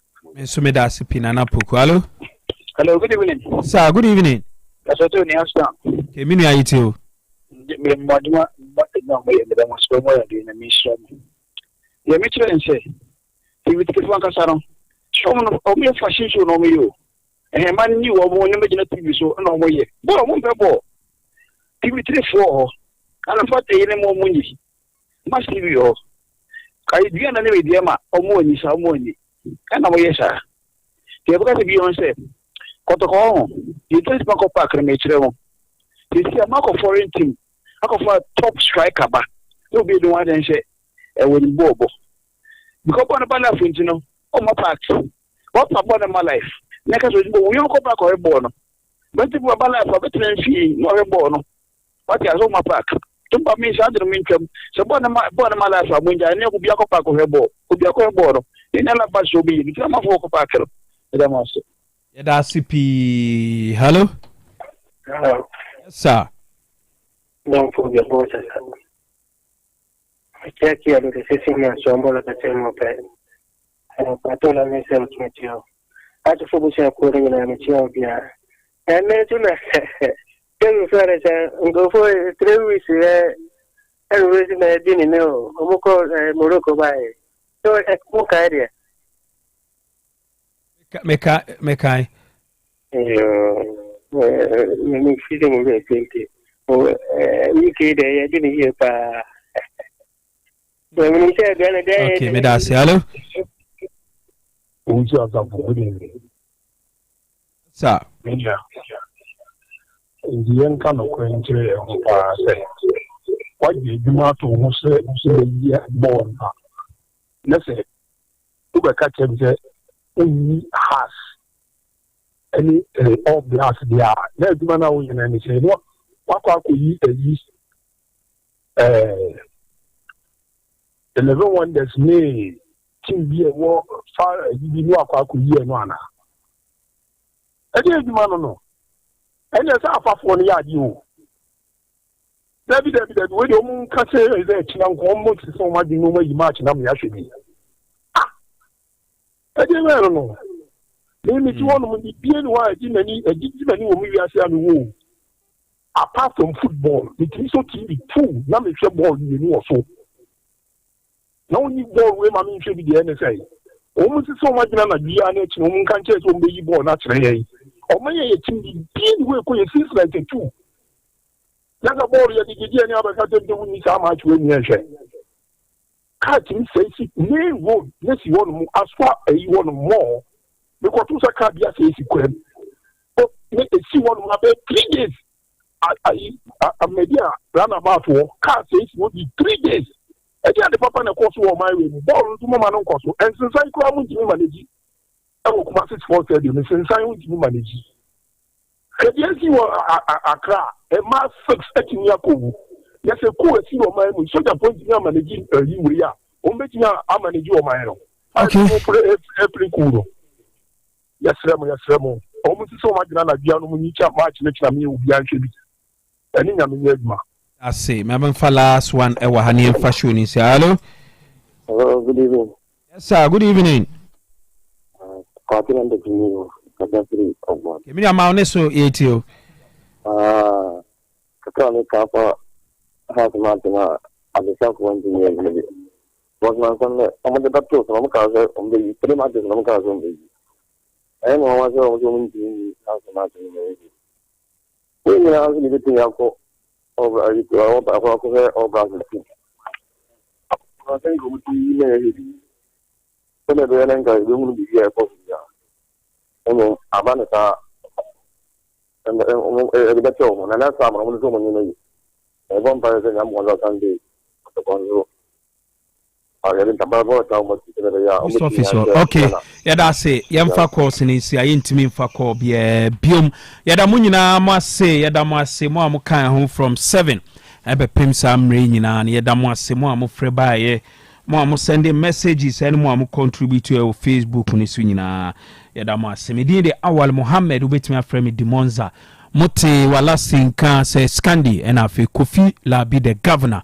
production no ayi sikapa ene Eugene Maradona ya de munyina esi ha monkoso anti Otec 102.9Fm nyame adoma Sunday 9 am munsha ne mfa total sports no